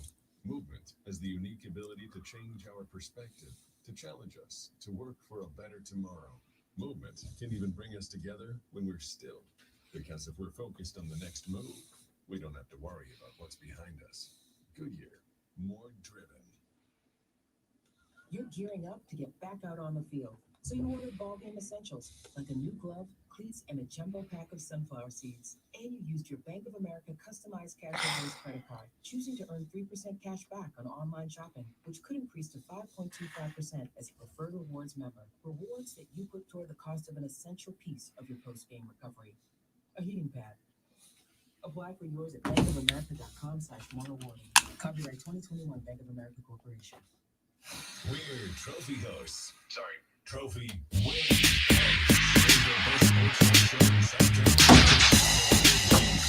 Breaking news. Breaking news. We got breaking news on the U.S. soccer front. Since we talked a little Greenville Triumph there. Breaking news right now. Breaking news brought to you by our friends at BetQL. BetQL gets smarter and beat the books. Get the information Vegas doesn't want you to have by going to BetQL.com or checking out all of the available BetQL podcasts on the Odyssey Sports and BetQL networks. United States men's national team star Christian Pulisic did not travel with the team to El Salvador today and will miss the Americans' opening World Cup qualifier. Pulisic is the top American player on the team, but is currently recovering after testing positive for COVID-19. He said he is fully vaccinated, but caught the virus nonetheless.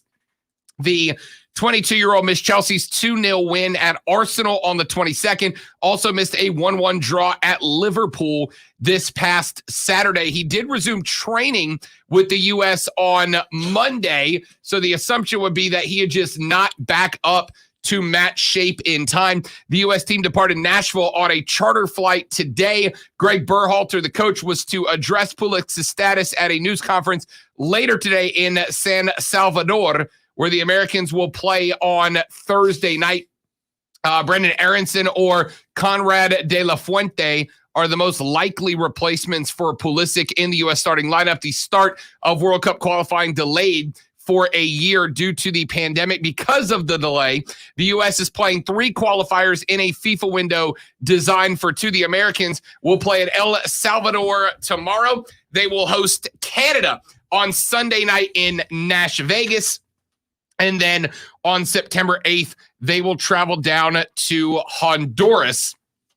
Pulisic, the first American to play in and win a European Champions League final, helping Chelsea win the title last season, is expected to be, is hoped to be one of the studs and one of the reasons that the Americans will qualify for the next World Cup. But not having Pulisic available for at least the first opening game is kind of a massive disappointment, kind of a major disappointment. So that's a big blow to the Americans. Fortunately, they are up against El Salvador, which is not a bad side, but certainly should not have the talent that the Americans have. So fingers crossed, here's hoping that when it comes down to it, Christian Pulisic will be able to rejoin the team, hopefully Sunday when they take on Canada.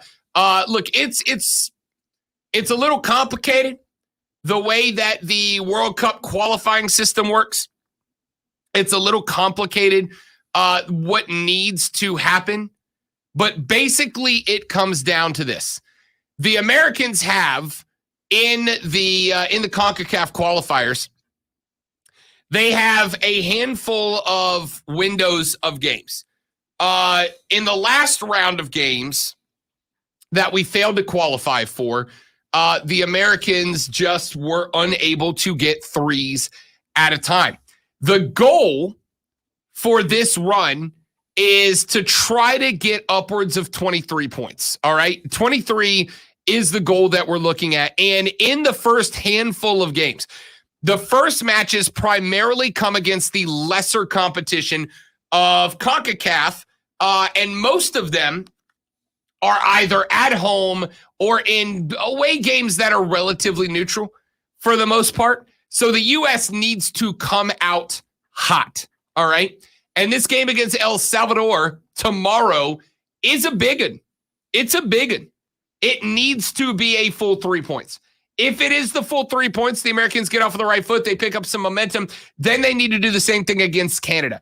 Basically, of the first 8 games of qualifying, if you want to qualify, of the first 8 games, you must win 4, okay?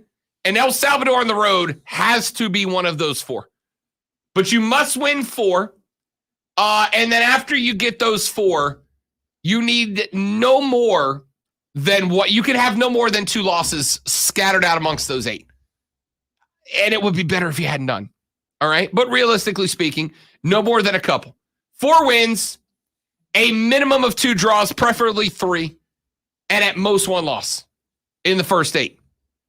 You do that, you got a pretty good run, because most of the tough qualifying for the Americans will be in the second window of games. That's where you bump up against Mexico in November. And those are games that you would like to already know that you are, 90% qualified before you go up against the best teams in CONCACAF. Make sure you win these. So tomorrow night's game, kind of a bummer. Pulisic's not out or is out. Because tomorrow's game, I feel, is a must-win in our first window of qualifying. Take a break. We'll come back. We'll wrap up hour number 2. When we start hour number 3, we have given you, so far, Lonzo and I, our predicted winners for the Big 12. We both got Oklahoma. The Pac-12, we both got Oregon. We'll give you the Big Ten, ACC, and SEC, and Lonzo and I will reveal our 4 playoff teams in the next hour of the Rob Brown Show right here on ESPN Upstate. Golf card.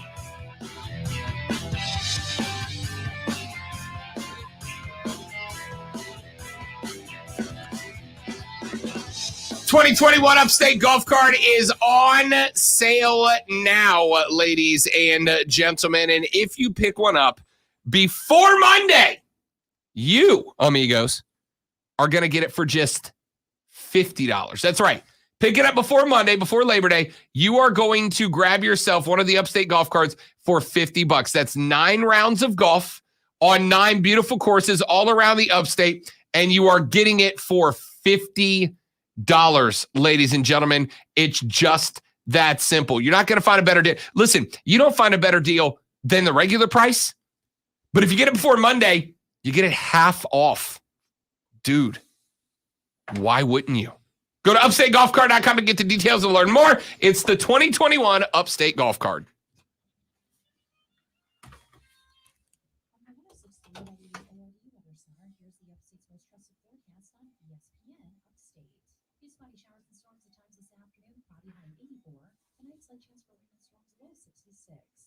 Thursday, sunny high 86, and Friday, sunny high 85.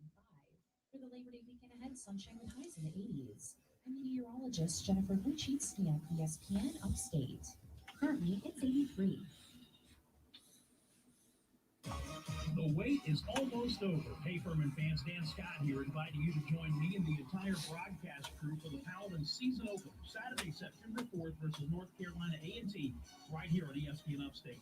We start with the Pepsi countdown to kick off at 12:30 p.m., and the 2021 season officially gets underway at 2 o'clock. Game action, scores, highlights, interviews, you'll get it all. That's Saturday, September 4th, Furman and North Carolina A&T, and it's all here, exclusively on the flagship. For those of you in the stream wondering, are Rob and I mad at each other? Is that why we're not talking? No, we're just really sore.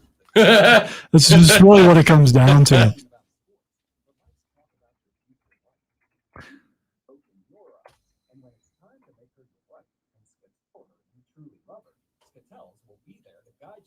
Ring buying journey. Free customization, financing, and a lifetime warranty are all part of the Scatel's experience, one you truly will appreciate.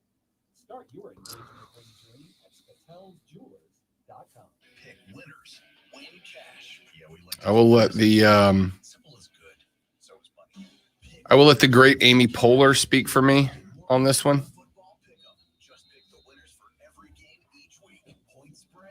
The gift that describes my life right now. Yeah, we just got flagged probably. Not for sharing a GIF.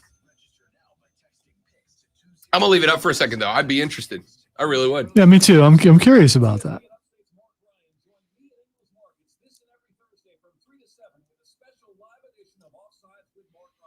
This Thursday will be at 429 East Main Street in Liberty. Brought to you by Eagles Markets on ESPN Upstate. I can pop a beer in here, right? Your cousin from Boston. From Boston. This here is Sam Adams Boston Lager. It's my go-to beer. Not too heavy, not too light. Oh boy. Oh boy. Whoopsie daisy. Oh no. Is there somebody that can help? Come on in the room. You pour it right in the keyboard. Relax. I spill beer on my computer all the time. Sam Adams Boston Lager. The Boston Beer Company, Boston, Massachusetts. Drink responsibly. We're short of pieces of it. That's part of Sam's family. New customers have Emery's exterminator business buzzing. She needs new specialists to tackle a swarm of appointments. Norwegian tree mouse. That's Indeed can help her hire great people fast. I need Indeed. Indeed you do. With Indeed Instant Match, you immediately show you all candidates whose resumes on Indeed meet your sponsored job description. Visit Indeed.com. I've just been awarded 5 Odyssey reward points. Congratulations. Yeah, I don't know what to do with that. So, I don't either. yeah. I'm not going to go down and ask the person who sent them to me how to use them. No wonder 4 out of 5 employers who post on ZipRecruiter get a quality candidate within the first day. And right now you can try ZipRecruiter for free at this exclusive web address, ZipRecruiter.com/Kellerman. Do we have some sort of shop or something where we can spend the points? I genuinely do not know. I don't either.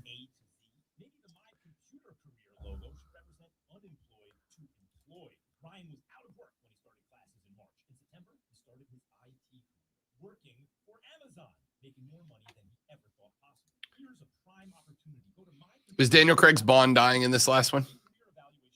I don't think so. I think he is.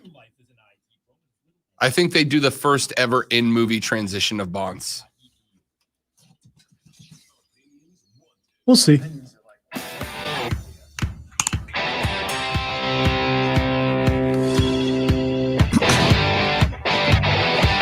Rob Brown Show, wrapping up our numero dos right here on ESPN Upstate. I am Rob, the great one, Lonzo, sitting across from me, 844 GSP.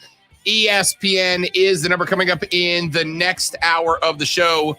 Lonzo and I give you our championship predictions for the Big Ten, the ACC, and the SEC. We will also give you our 4 teams we are selecting to make the college football playoffs this year. Why? Because one of those teams starts tomorrow. It's game day, ladies and gentlemen. The Ohio State University getting their season kicked off tomorrow. And Lonzo said he's not even going to watch the game. He said he's so confident in Ohio State making the playoff this year. He said he's not even going to watch a game until the playoffs get here. That's how confident he is in his Buckeyes. Yeah. That's. I got a new 70-inch TV. What he definitely did not say before we went on the air was that he's not even sure he's picking Ohio State as a playoff team yet. He definitely didn't say that. I definitely did not say that. Yeah, definitely didn't say that. I would not say such a thing. Or did. Tomorrow on the show, I will give you fair warning. I have been asked. We have done so far our fantasy running backs, our fantasy quarterbacks, our fantasy wide receivers. So we've hit the big 3. Tomorrow on the show, around 1:20, I am going to give you my fantasy sleepers. It's the one group I have not touched yet are the fantasy sleepers. I'm going to give you the guys that I think you're going to want to keep an eye on late in your draft that might just score you those little points that make the difference. So that's coming up tomorrow around 1:20. Also tomorrow, we will start making our NFL divisional pick, our NFL divisional picks, our NFL playoff picks. We actually picked I forgot until I went down to my fearless projections at the bottom of the machine. Lonzo and I made our divisional picks weeks ago. We did that. So we'll give you our playoff selections tomorrow. We got some college football. All I'm saying is this. Ladies and gentlemen, it's football season. So I got out of bed. I walked out this morning. I opened the door. I walked into the parking lot expecting the blast of the furnace. It was crisp outside. Even the weather knew that it's football season. It had chilled down to like 86. It was crisp outside. Let's take a break. When we come back, your Big Ten champions, your ACC champions, your SEC champions, your playoff teams is projected by me and the great one. That's next on the Rob Brown Show and ESPN Upstate.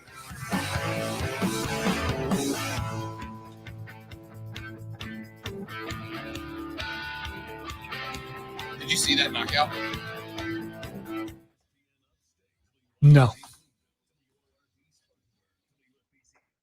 Had to do a thing. Well, I didn't I meant just in general.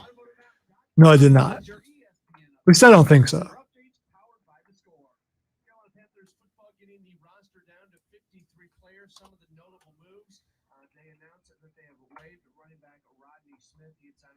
Find it. yards with a touchdown. Also, quarterback Rashawn Melvin being released. He had signed a one-year deal with the team back in March. Panthers are going to open up their season a week from Sunday against the Jets. Of course, you can hear all the action of Panthers football on Classic Rock 101.1. For the Atlanta Falcons, they also get their roster down to 53. They open up their season a week from Sunday against the Philadelphia Eagles. We have a Prisma in the first break. Outstanding. So you never miss a thing. It's why the Score app is one of North America's most popular sports apps. With your ESPN Upstate Sports Center update, I'm Matt Pauley. Have you heard the Rob Brown Show? Joined now by Clemson starting quarterback DJ Uiagalelei. So you're the starting guy, man. Like you're the face of the team this year. Any added pressure? Watch the rising knee. That Tiger ball. It's a stud move. Boom! On the button. That was nice. On the button. He looks like somebody. Pow! Reminds me of a star. That's tiny Brock. Baby Brock. Who? I mean, you can't do it better than that, right? Split the guard, put it on the button, send him night-night. Ah, golly.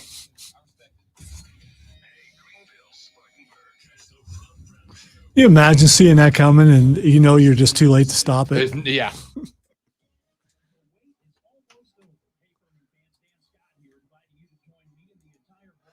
Oh my God, this is going to... And then it did. I mean, he caught that thing flush on the chin. It was here. I mean, you couldn't have drawn it better. Saturday, September 4th, Furman and North Carolina A&T, and it's all here exclusively on the flagship station for Furman Sports, ESPN Upstate. And check this out. For an official Rob Brown lockdown.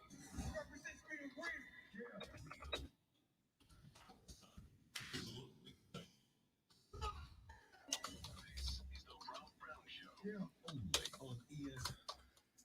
Yeah, baby! The Rob Brown Show, hour number 3 gets going right now. Welcome in, South Carolina. Welcome in, America. It's good to be with you again. I am Rob Brown, the great one, Lonzo, directly across the glass from me, both metaphorically and literally, as we talk some sports here on a Wednesday afternoon. Boys and girls, I don't mean to alarm you, but Lonzo, in 6 hours and 57 minutes, it'll be like big kickoff. Big kickoff. I mean, we had football. We had kickoff last Saturday. Kickoff's like at 20 after or something like that generally, isn't it? So maybe add a little bit of time to that. Yeah, listen, math's hard. I'm not trying to make it more complicated. All right. Point is tomorrow night. All right, tomorrow night. So we've been going over, Lonzo and I, our projected conference winners. Here's what we're at so far. We talked about the Pac-12. I took Oregon. Lonzo took Oregon. We talked to Big 12. I took Oklahoma. Lonzo took Oklahoma. And I'm glad that this is working out the way that it's working out. And I'm glad it's working out the way it's working out because it's going to illustrate for you a point that I picked up and talked about back in the first hour of the show. But let's keep going. I'll circle back around to that as it happens. All right. Let's jump to the Atlantic Coast Conference. Here's what I'm going to throw up there. There's a lot of things about the ACC that I am very intrigued by, okay? I'm intrigued by North Carolina come on and raise up. I think Sam Howell has as good of a chance to be sitting in New York at the Heisman ceremony as anybody else. I think is a solid contender to be the number 1 overall pick in the NFL draft. I think that if Spencer Rattler is going to get bumped off the podium in New York, Sam Howell will be the guy to do it. 40 touchdowns as a freshman, even more efficient last year. Lonzo, how would you feel if I told you that I was going to give you a quarterback that averaged 10.3 yards gained per attempt on the season. That's like a first down, like almost every time he Every touches time the he ball. throws the ball. Yeah.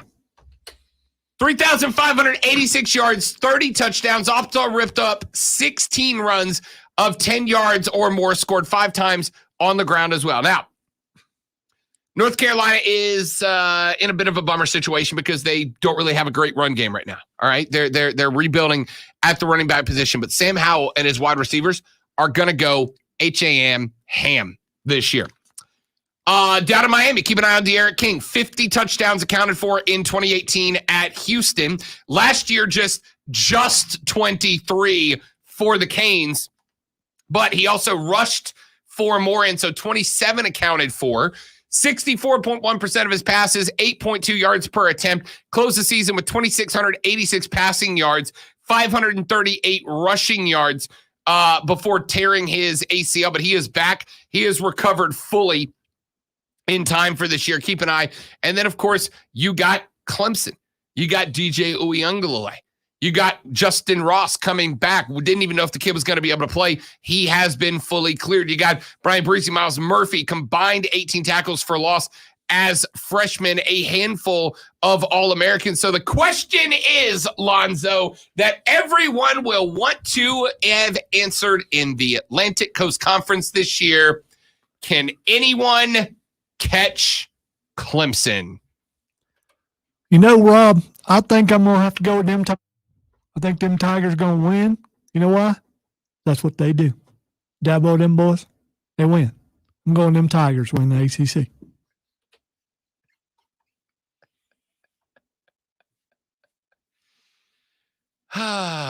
Funnier than it should be. I'm going to be real. It's funnier than it should be. Spend some time in Pickens County and you'll be like, man, Lonzo sounds just like these people. So here's the good news.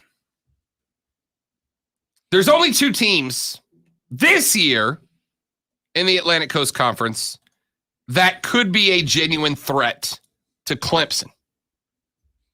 That, of course, would be North Carolina and Miami, the 2 teams I mentioned. Clemson does not play North Carolina or Miami in the regular season this year. Talk about good fortune. It's an advantage to both those teams for sure. It's an advantage to all 3 of those teams, honestly.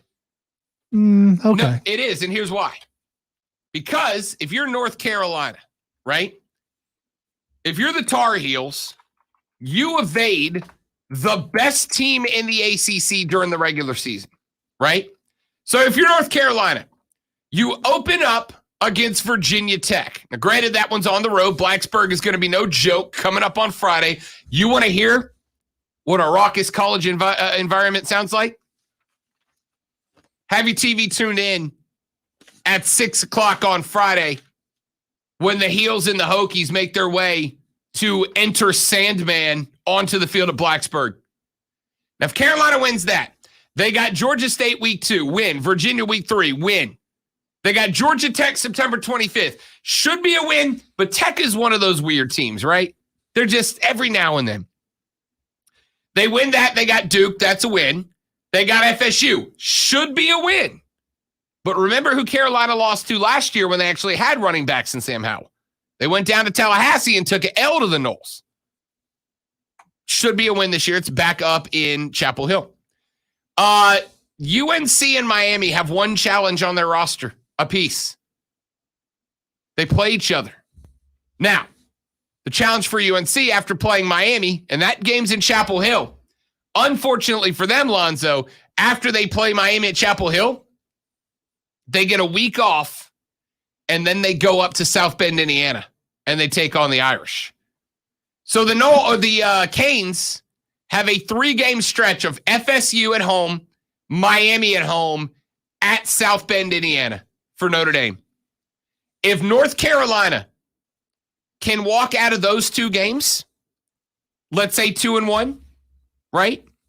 Walk out of those 2-1. The rest of the way, they got Wake a win, Pitt a win, Wofford a win, and NC State a win.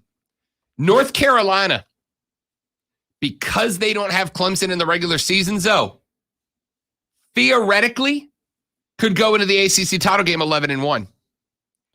And that would mean Clemson would be the only thing standing between them and a playoff berth.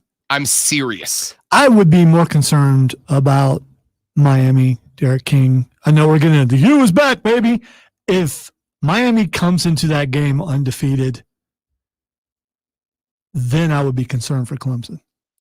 But unless that happens, I'm not. Clemson has too much coming back, and we can try to talk up all these other teams, but it's been Clemson's ACC for a long time now, and probably will continue to do so. I mean, the question would be about quarterback, but do you really have questions about quarterback? Clemson, everybody gets to play. Everybody gets to play, so you're not coming in there raw. You're not on the field. These kids have been out there. They've been playing. They're experienced. I have every confidence in DJ Uiagalelei. They're going to win this because they always do. For the record, Miami will not be undefeated playing North Carolina because remember who they open up with in week 1. The Alabama. Yeah. But if we would. It will be a shock.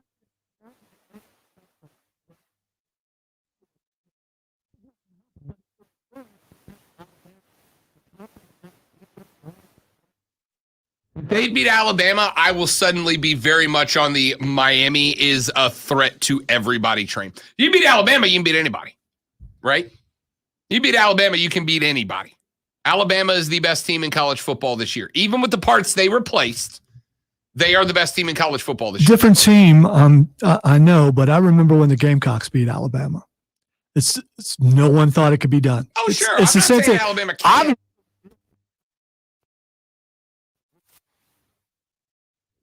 You're just saying they can't lose to Miami. Right. If Miami beats them, then Miami will, to me, be a playoff threat off the get. All right. If Miami beats Alabama, all of a sudden that ACC championship game that Clemson would meet them in, ooh. Not to mention that swagger would be back full time. Oh, yeah. Yeah. Oh, yeah. Look, with all due respect to my man Hurricane Jeff, who just texted in and said hashtag shocked the world. As somebody who grew up in the Sunshine State, let me tell you something. And Jeff, I met a lot of Canes fans, and most of them wear this as a badge of honor. Lonzo, you can make all the bad accents in the world about the Clemson boys, but I promise you, you ain't never met somebody as obnoxious as a Miami Hurricane fan when the Hurricanes are good. It ain't never happened. Well, I will tell you, on this very station, in the early beginnings of the station, had to share the microphone with a Miami fan, and it was not a fun experience. But I didn't want to judge all fans by this guy. You can. For Miami, you sure can.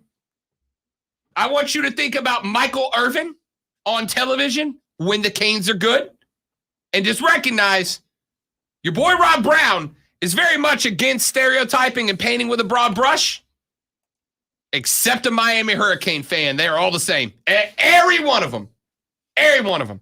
If Miami knocks off Alabama, number one, Clemson better be looking ahead to that SEC championship game and going, ooh. Suddenly that's scary because Miami can do it. If Miami can beat Bama, they can beat Clemson. If anybody can beat Bama, they can beat Clemson. Y'all are neck and neck. That's not an insult. I can already hear the angry text from the Clemson fans getting typed out right now. But if Miami can beat them, they can beat y'all too. That puts them in that top tier. That being said, ain't gonna. All right? They ain't gonna. What did we look? We looked up the Vegas college lines the other day. What did I tell y'all the Alabama money line was? It's something like, let me look it back. You know what? Let's just make sure. Y'all, Alabama, according to Las Vegas. Let me get a little insider baseball here, Alonzo. When we make picks, straight up, you want to know my secret? You want to know why when picks are made straight up, I'm always towards the top of just about every competition I'm in when the picks are straight up? It's very simple. I go to the Vegas lines and I pick whoever to win that Vegas has picked to win because they make and lose money based on being right and knowing what they're doing. It's kind of cheating. No, it's not. Because you're not making the pick on your own. Sure I am. You're letting Vegas pick for you. Sure. That's Just making it on my own. it's kind of cheating. No, it's not. It's perfectly fine. It is, so it's not like- okay. like- You're it's right. Like bringing your, it's like bringing your putter to putt-putt. It's not kind of cheating. It is cheating. No, it's not. It's like bringing your putter to putt-putt. Are you When coming you're- to win or so- are you coming to be in the competition? Do you?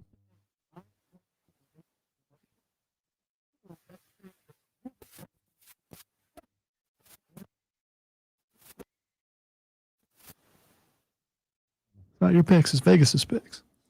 Alabama is picked, Zoe, depending on which book you look at, the closest score that I can find.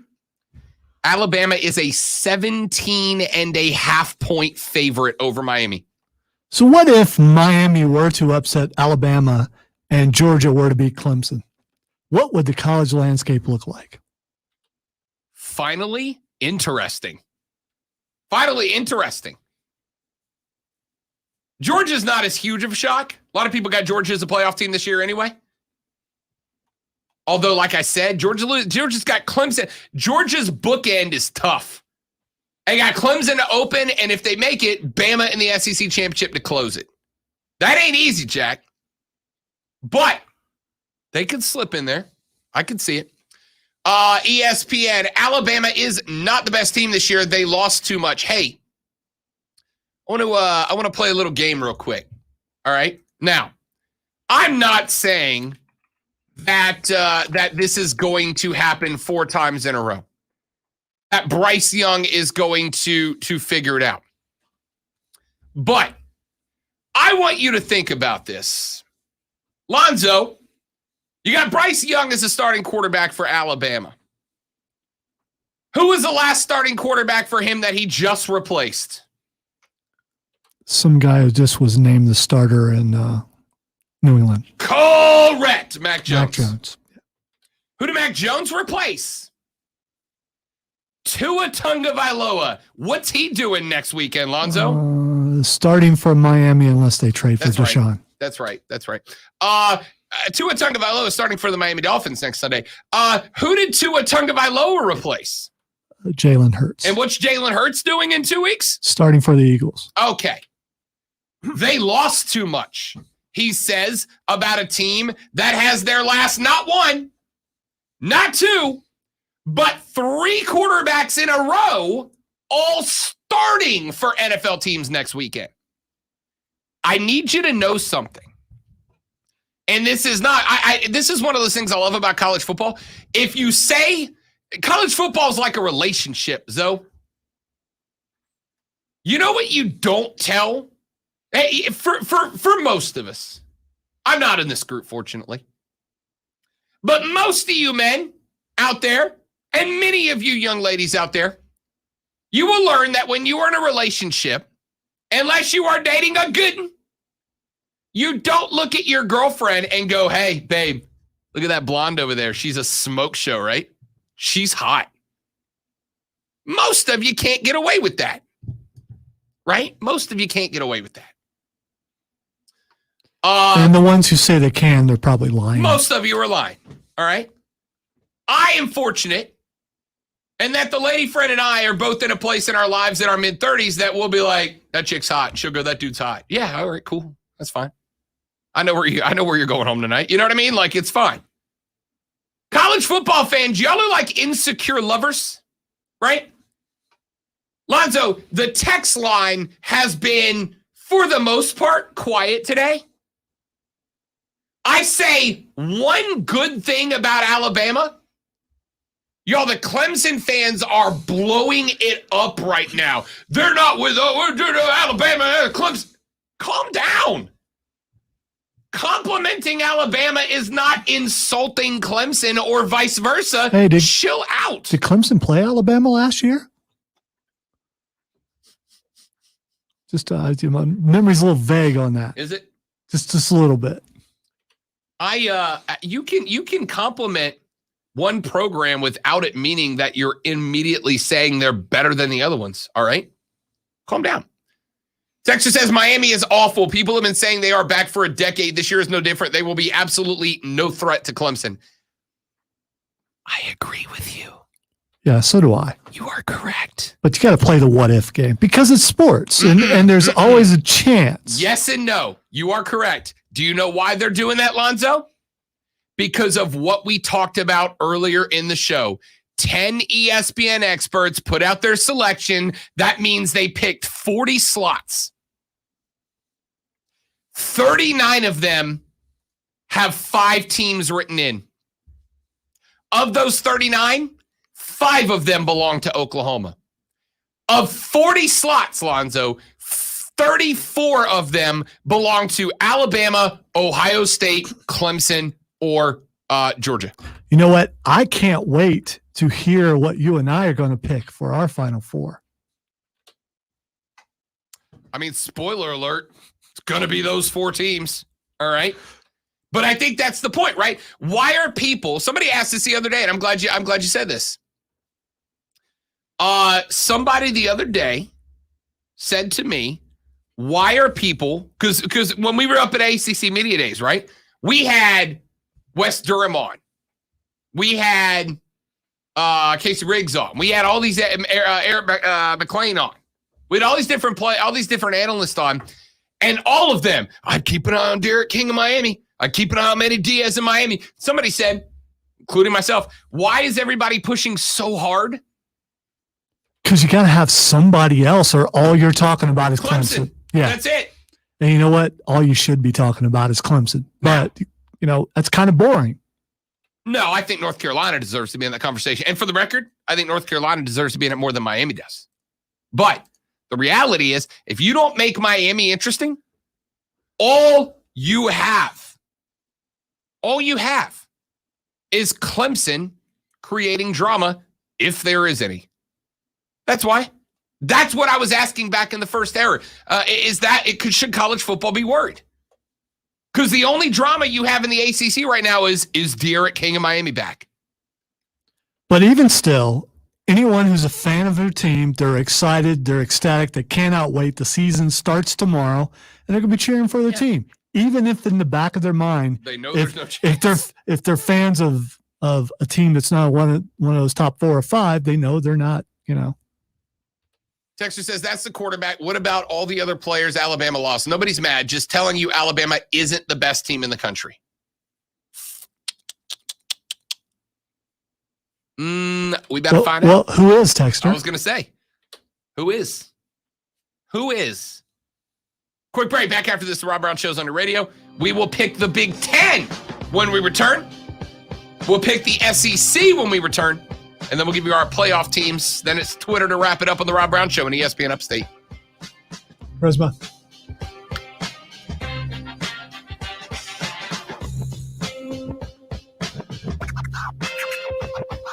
Prisma Health right here in the Upstate is your healthcare provider for the Tigers, the healthcare provider for the Gamecocks, and they want to be the healthcare provider for you and your family as well. And it's simple, man. Go to prismahealth.org. And once you get to prismahealth.org, you're going to have the opportunity to talk to one of the 2,400 plus healthcare providers in their network. You're going to be able to check out their MyChart feature. Their MyChart feature is awesome. It gives you the opportunity to keep an eye on your healthcare right in real time with your doctor, ladies and gentlemen. When you take a test, the results are going to show up right there. When you get medication prescribed, the prescription is going to be right there. All of your information available, secure and confidential, but available right there for you. Go to prismahealth.org to learn more about it, to find your doctor, and to get yourself enrolled with Prisma. Go to prismahealth.org. Prismahealth.org. It's our friends, Prisma Health, right here in the Upstate. AutomotiveOut.com presents your ESPN Upstate Sports Center updates powered by The Score.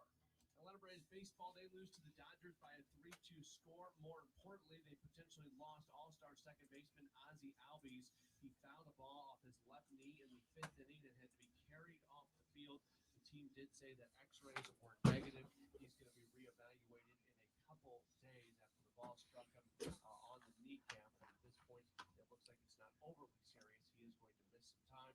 Charlie Morton got the start, gave up 1 run in 6 innings. Travis d'Arnaud had an RBI double. John Peterson had a solo home run to account for the Braves at 2 runs. Series does continue tonight. Max Fried against Max Scherzer. Download the Score app today. Lightning fast sports alerts so you never miss a thing. It's why the Score app is one of North America's most popular sports apps. With your ESPN Upstate Sports Center update, I'm Matt Pauley. High school football fans, I'm Cole Bryson. Get the scores, discussion, interviews, and more on the Saturday Morning Scramble powered by Founders Federal Credit Union. Every Saturday from 8 to 10 a.m. Now, in reverse, Wayne Meadows, right side, drive, touchdown, Wayne Meadows. It is a one-score game. Saturday Morning Scramble. ESPN Upstate. Everywhere on the Odyssey app. Powered by Ingles Markets. Official grocery store of the Saturday Morning Scramble. This Labor Day, put an end to junk sleep. Right now at Mattress Firm, save up to $500 on our top-rated brands when you get a king bed for the price of a queen or a queen for a twin. Plus, get a free adjustable base when you spend $6.99 on Sealy. Or shop Tempur-Pedic and save up to $700 on adjustable mattress sets. With our highly trained sleep experts and our low price guarantee, you can rest assured you'll get the best bed at the best price. Unjunk your sleep, only at Mattress Firm. Offer valid with qualifying purchase. Restrictions apply. Valid at participating locations only. For offer details, visit mattressfirm.com/sale. Liberty Mutual Insurance Company presents. And we're back with Limu, Emo, and Doug for the final question. Category is things you climb. All right, Limu, what do you think? You sure? We're going with Liberty Mutual customizes your car insurance so you only pay for what you need. Oh, so close. We were looking for stairs. Huh. Only pay for what you need. For a limited time, it's the Labor Day blowout sale for the Upstate Golf Cart. Right now, get your Upstate Golf Cart for just $50. That's 50% off to get 9 rounds of golf at premier Upstate courses, like the Preserve at Verde, Willow Creek, The Rock, Carolina Springs, Pebble Creek, and more. 9 rounds of golf for $50. That's less than $6 per round. The Labor Day blowout sale for the So I saw you guys' shirt sizes for, for the bowling thing. And of course mine is, yeah, I'm sure it's something negative. Okay. Mine is, twice the size of all your guys, and that's fine. Your double X? Triple? I go triple on certain things because my torso is really long. And if I go double, we're going to go full on, belly button towards the sky. Plus, I envision a bowling shirt being big and loose. A little bit loose anyway. Yeah. Um, Freedom of flow as you're, So I wrote the 2 individuals that we discussed the other day, and I said, I just want, I don't want this to get lost in the translation. I wrote them and I said, I heard ESPN Upstate mention a bunch during our meeting, which awesome. I said, but the whole premise of pitching Diesel and Lonzo was so that we have multiple stations represented, ORD, The Planet, ESPN Upstate, and Classic Rock.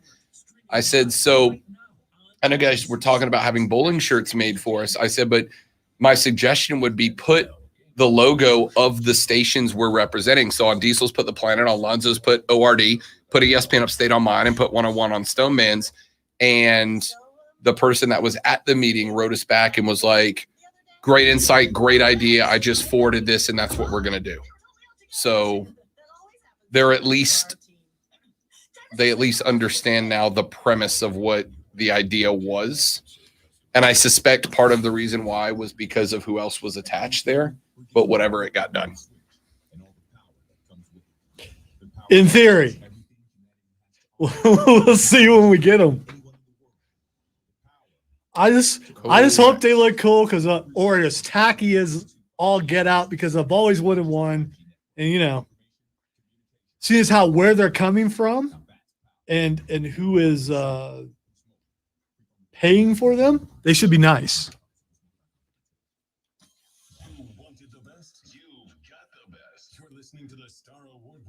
We'll have to wear them on Thursdays here. I'm going to be wearing mine constantly. Yeah. Constantly.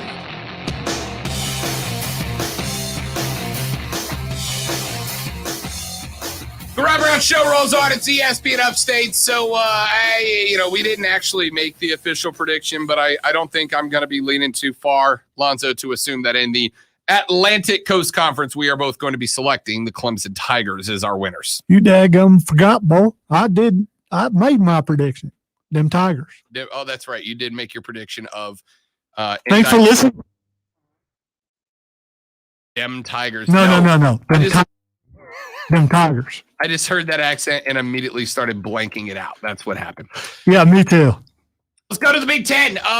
Big Ten, interesting. And I'm not going to say that what makes it interesting is the fact that before we started talking about the Big Ten earlier, Alonzo said that he is not. I am the least confident in all the picks that we're making in this pick.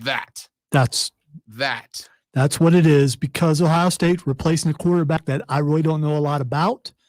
That last quarterback, we kind of knew something about him before he got there, thanks to transfer portal. This one, not so sure. They do reload. They do a really good job. And they haven't really stumbled under Ryan Day. So, but as a fan of the team, I have some trepidation. I just do. I'm not that all out, my team's going to do everything this year kind of thing. I get worried because there's always a team that they should not lose to, that they struggle with, like an Indiana, like a Purdue, and it always concerns me. And the Big Ten has some strong contenders, as they do every year, with Wisconsin, with Penn State. Indiana's going to be good this year, Yeah, too. Indiana. There's some good coaches, even some that are much maligned, like Scott Frost. There's some coaches in the Big Ten doing some really good coaching on some really good teams, and I am concerned. I am still picking on win. Okay. But I'm just a little bit concerned. The Ohio State University, also my selection as well. By the way, again, we talked about Vegas earlier. Ohio State. Look at these odds in the Big Ten. All right, here's a good reason. You can avoid looking at the Vegas odds when you make your selection if you like it, and that's completely fine. But check out these Big Ten championship odds. Illinois is plus 25,000, Purdue plus 12,500, Maryland plus 10,000, Michigan State plus 10,000, Nebraska plus 5, Northwestern plus 5, Minnesota plus 2,500. Same for Michigan plus 2,500 to win the Big Ten. Minnesota or Michigan 2,500. Indiana plus 2,000. Pretty good number for Indiana, to be honest with you. Every time you say Maryland, I hear Jerry Seinfeld's mom for some reason. Maryland? Yes. Maryland. The Terrapins. Some my grandma says it too. Maryland. Okay. It's an accent. Yeah, I like it. I just that's who I was hear. Growing up and I was in trouble, you'd hear Robert. That's how that's how they yell at me when I was in trouble. I'm sure you didn't laugh when you heard that. No, that was it. No, it wasn't until you got the middle name that you were in real trouble. But if you heard grandma or one of the aunts yelling, Robert, that's when you knew it was time to go try to hide somewhere. Indiana plus 2,000, which I really like. I got to tell you, I mean, they're not going to win the Big Ten, but if you got $1 to throw down to make it interesting, put $1 down on Indiana if they win. I mean, why not, right? Iowa's plus 900. Penn State plus 900. Wisconsin is plus 600. Ohio State, Lonzo, is minus 225. They are the only team in the conference with a minus odds, which means that if you bet Wisconsin, you bet $100 if Wisconsin wins it, you get $600 back. Ohio State, Lonzo, you have to actively bet $225 to win $100 if Ohio State wins the conference. Vegas has overwhelming confidence that Ryan Day's Buckeyes will win this conference again. The over-under for Ohio State is set at 11 wins. We've been talking about the fact that Clemson has an over-under of 11.5 regular season wins, which means they have to go undefeated to hit the over. Ohio State hits 11, it's a push. All right.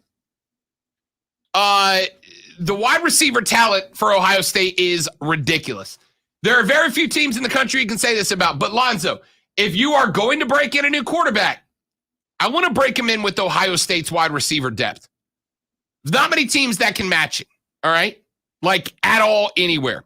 Trevion Henderson will have an immediate impact. The defense may have the defensive line will not be as good as they have been when they had guys like the Bosa brothers or Chase Young on it, but they still gonna be good. All right, they still gonna be good. The pass defense will have to get a little bit better, and your big weakness, I think, in the Big Ten, though, is that it's less the quarterback for me, and it's more the Ohio State defense has kind of downgraded from where it's been in years past, but it's been really good in years past. And the Chase Youngs and the Joey Bosas of the world, they kind of popped up out of nowhere. Ohio State's going to find their stud on defense, but Ohio State's going 11 wins this year and to the playoff. There's no doubt about it to me. I hope so. And finally, the Southeastern Conference. Ladies and gentlemen, the SEC. Lonzo, this is where my lowest confidence vote comes from, because I just don't know if this is going to be the year Kirby Smart and Georgia finally cross it. But I'm going to take the same approach with them that I take with the Atlanta Falcons, that I take with the Mississippi State Bulldogs, the Miami Hurricanes, and a handful of other teams. I will pick you to have crossed the bridge when I see you have crossed the bridge. I do not pick the Atlanta Falcons to win games. I do not pick the Atlanta Braves to win playoff series, though they are my team. I will not pick the Georgia Bulldogs to win an SEC championship until they do. Alabama may not, for the sake of that texter, be the best team in the country, but they will be one of the best four. And until Georgia shows me they can do it, I'm not picking against Bama. As we mentioned a minute ago, their last three quarterbacks have been replaced. Well, their last two quarterbacks, plus the one before that, have been replaced by a quarterback that is now starting in the NFL in a week and a half. This team is the definition, Lonzo, of they don't rebuild it, they reload. And I trust them to do the same again this year. That's been the reputation of Bama. I'm not saying they win the championship. I'm saying until somebody in the SEC beats them, they are my SEC pick. I got Alabama out of the Southeastern Conference. You hate to go chalk. Hate to go chalk. But how can you go anything other than that when all Alabama has shown you year in and year out?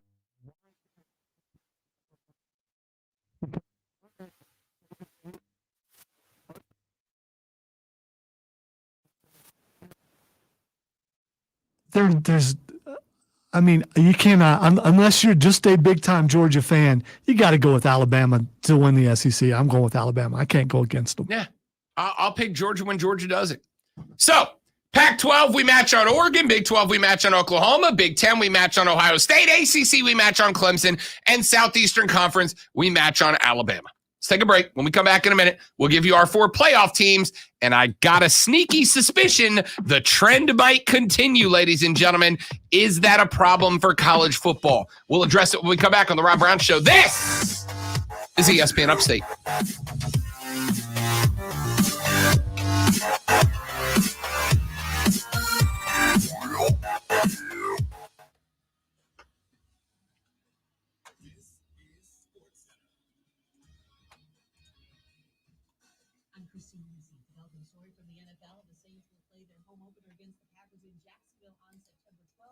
The ongoing recovery efforts in New Orleans and surrounding communities in the wake of Hurricane Ida.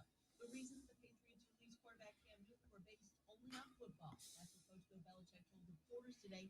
He insisted Newton's vaccination status had nothing to do with the move. Newton never revealed what his vaccination status was. Of the decision to name rookie Mac Jones the starter over Cam, Belichick called it a very competitive situation. From ESPN's Adam Schefter, Vikings tight end Irv Smith had surgery to repair his meniscus. The Hodgson Center Clint Capella agreed on a 2-year, $46 million extension. Baseball, Red Sox shortstop Tim Anderson put on the injured list with a hamstring issue. From the Ingles Market Studio, this is ESPN Upstate. Mission Impossible 7 delayed until September 2022. Also, I saw that, what's her name? Peggy Carter's going to be in it. Yeah, there's a picture of her. I was like, man, that looks familiar. Yeah. That's them two in the car. Billy Atwell. Yeah.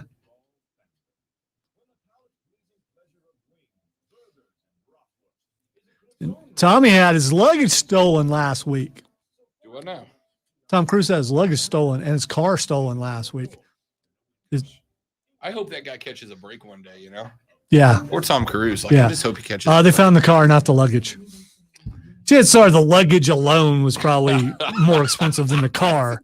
See, the luggage, not even the stuff in the luggage, just the bags. Yeah, yeah. And Were a year's salary for me. I don't, and it was a luxury car, but I can't remember what it was. I want to say it was a Mercedes, but Yeah.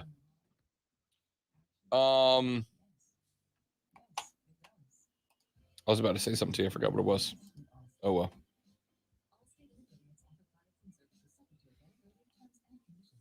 I absolutely love my dog, but the constant shedding, not so much. But then I got a Swiffer Super Pet Kit, and it is amazing. These super thick cloths pick up a crazy amount of hair. Just look at all that. And that was from just one. so I have an idea, and it's kind of a smart aleck thing to do. And I know shock coming from me. Mm-hmm. We have the Meet the Cell staff coming up pretty soon. Yep. This has nothing to do with this station. The other station will be meeting while we're on the air. And The other station? my other station. Gotcha. So I was thinking of if it's a long enough break, walking in the middle of the meeting with the easel and the poster for a certain show, just Just setting setting it it up there and and then walking just back walking out. I will produce a segment for you to do that. I will take over a production segment for you to do that. If it indeed is live, like we speculate that it might be, I'll do it.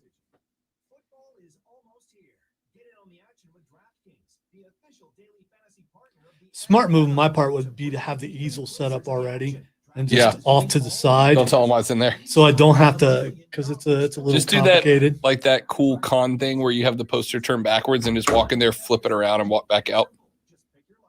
I'm afraid someone would move it.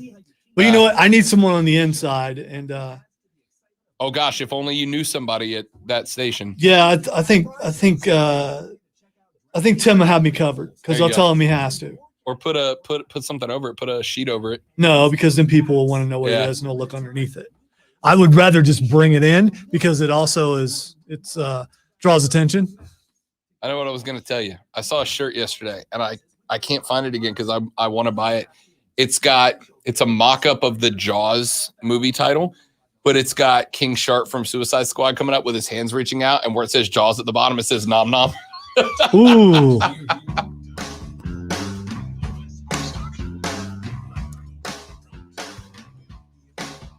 All right, we've given you our conference champions of the Power 5 conferences. Oregon, Oklahoma, Ohio State, Clemson, and Alabama. Yes, I gave you 5 with no differences because we lined up all the way through. So, ladies and gentlemen, let us get to our playoff teams. Lazo, 4 teams are going into the college football playoffs. Who are they? All right. So Ohio State. The Ohio State University out of the Big Ten will be there, says the Zoe. And Clemson. Clemson, he says, will be there. And Alabama. Alabama. And here's the tough one. And this is a tough one every year. Who is going to be that 4th team? I'm considering Oklahoma. Okay.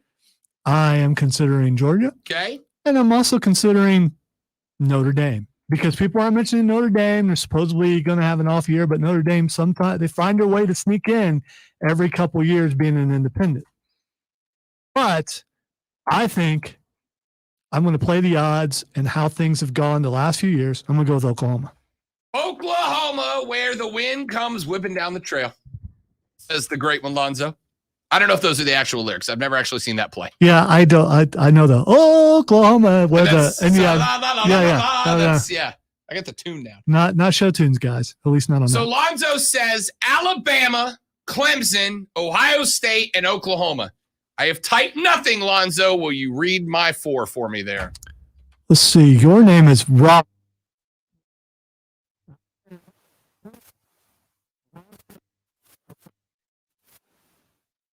Gentlemen, welcome to the parody of college football in which they're like the points in Whose Line Is It Anyway? They don't matter. There is no parody. All right? There's no parody here. I considered popping Notre Dame in there. I did. I considered popping Notre Dame in there. Notre Dame opens Sunday night at Florida State. We talked to Joe Giglio from BetQL earlier in the week. Notre Dame, a 10.5 point favorite on the road in Tallahassee. I asked Joe Giglio, am I nuts for wanting a little action on Florida State at home to open the year? He said no. In fact, he was playing that game too. I'm not saying FSU's going to win that game. I'm saying FSU's good for one upset a year at home. And that might be the one. Notre Dame's got Wisconsin, second place team in the Big Ten this year. Notre Dame's got Cincinnati, top 10 team. They got Virginia Tech at Blacksburg. They've got USC, where Clay Helton's got his back to the wall. They've got North Carolina. They've got Virginia on the road, Georgia Tech, and Stanford, who might be a decent team this year. Notre Dame's losing 1, maybe 2. Oklahoma is going to dominate the Big 12. Ohio State's going to dominate the Big 10. Clemson is going to dominate the ACC, and Alabama is going to slip by Georgia in the SEC. My buddy Scooty Too Hootie, who is from Oklahoma, played baseball there for the Cowboys, said the correct lyrics are, Lonzo, Oklahoma, where the wind comes sweeping down the plains. Yeah, but you got to sing it. You can't. I can't do it now. Now I'm out of character. Man, it's got to be natural, man. It's got to be natural. Okay, all right. So that's Dude, Oklahoma. You've been on stage 100 times or more. I mean, come on. So we got Alabama, Clemson, Ohio State, and Oklahoma, where the wind comes sweeping down the plains, according to Rogers and Hammerstein and Scooty. Will he remember that lyric by tomorrow? No. Texter says, thanks for not predicting a chalk CFP, boys. What do you want me to do here? Well, Cincinnati's going to get in. No, they're not. I am curious when that show for men does their predictions, because it's that time of year, and if they haven't done theirs, will they also go chalk? Yes. Because if they don't, they're probably lying. Yes, correct. If I asked anybody to put a paycheck down on the line for who's in the college football playoffs, you're nuts if you don't. The only now, see, if here's what I'll tell you. If not,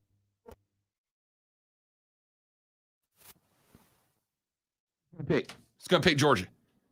Mark's going to go Alabama, Clemson, Ohio State, and Georgia. But he hates Georgia. I realize that. But it gives him another SEC team, and it gives him an SEC team that will have beat his team, so he gets a little claim. Diesel will take Oklahoma out and put Cincinnati in. That'll be where I think he's. I'm not saying he will. I'm saying that's where I think he'll go different. He'll give a smaller school a little love. And Cincinnati's the top 10. It's not a bad team. Cincinnati and undefeated. If they, if Cincinnati goes undefeated in starting the year off as a top 10 team, all right, they have got Miami of Ohio, Murray State, Indiana, Notre Dame, Temple, UCF. That'll be a fun one.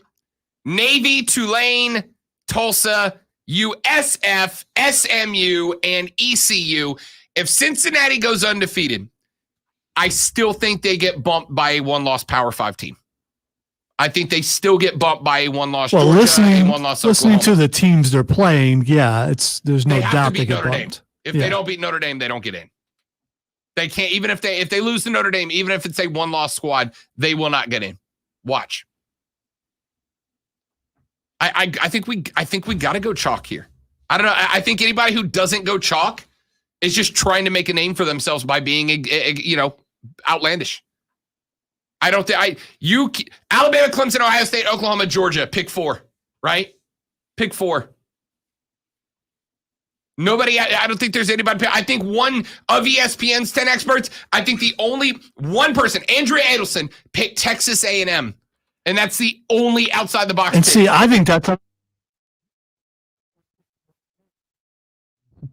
because they managed to to sneak their way in every couple recognition. years. Right. Name value. Right. And the fact that they're not beholden to a conference. Texas A&M only gets in if they go through the entire SEC West undefeated. Good luck. Good luck. Alabama, Mississippi State, Ole Miss, LSU, Auburn. Good luck. You understand that's why what Alabama's doing so impressive? Because they're doing it and they're doing that in that division.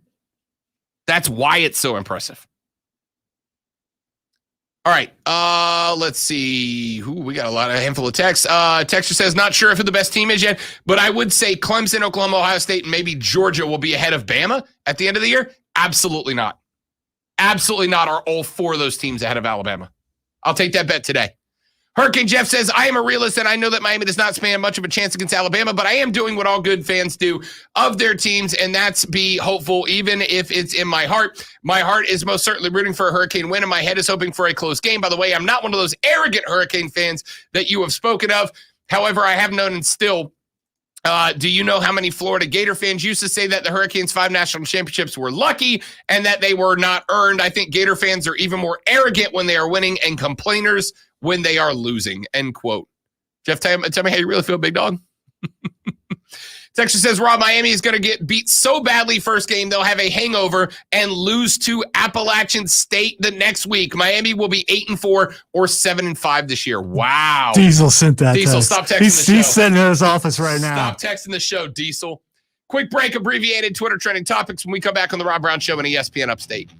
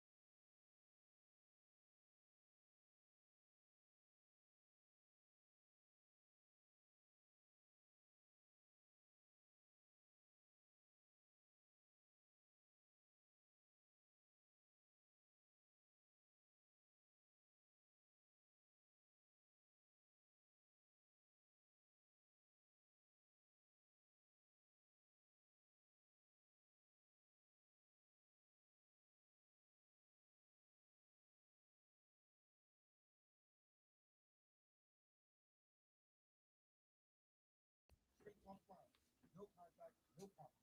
5G capable device requires actual availability. Coverage is key.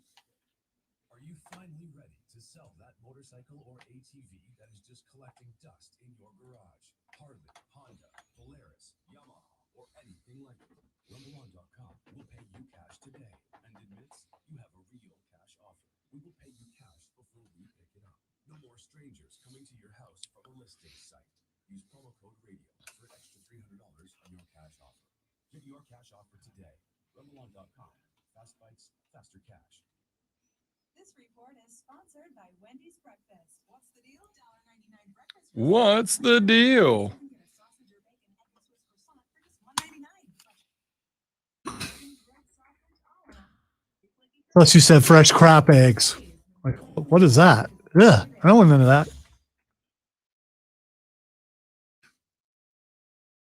All right, time for Twitter trending topics where I tell Rob what is trending.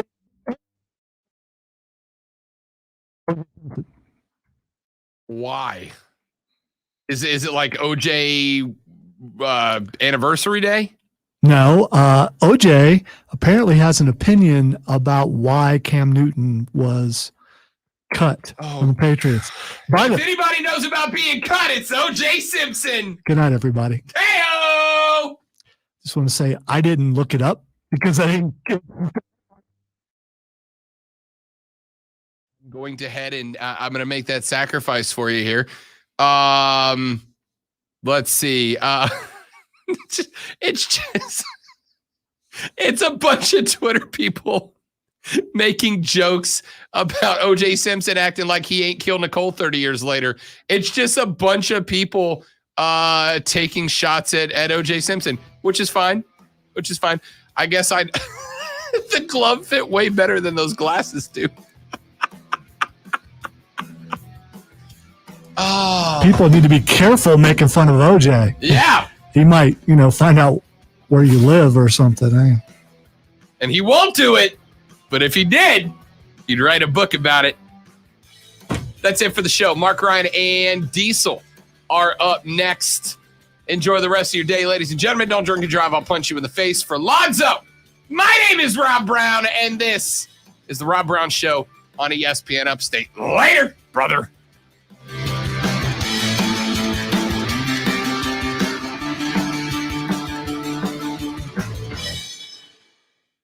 What's up, big dog? And we got to closing. They were like, "Yeah, remember this is the house you paid to fix the windows." She's like, "What is that? $300 or $400?" This is Sports Center. I'm Christine Leasing. How the NFL announced the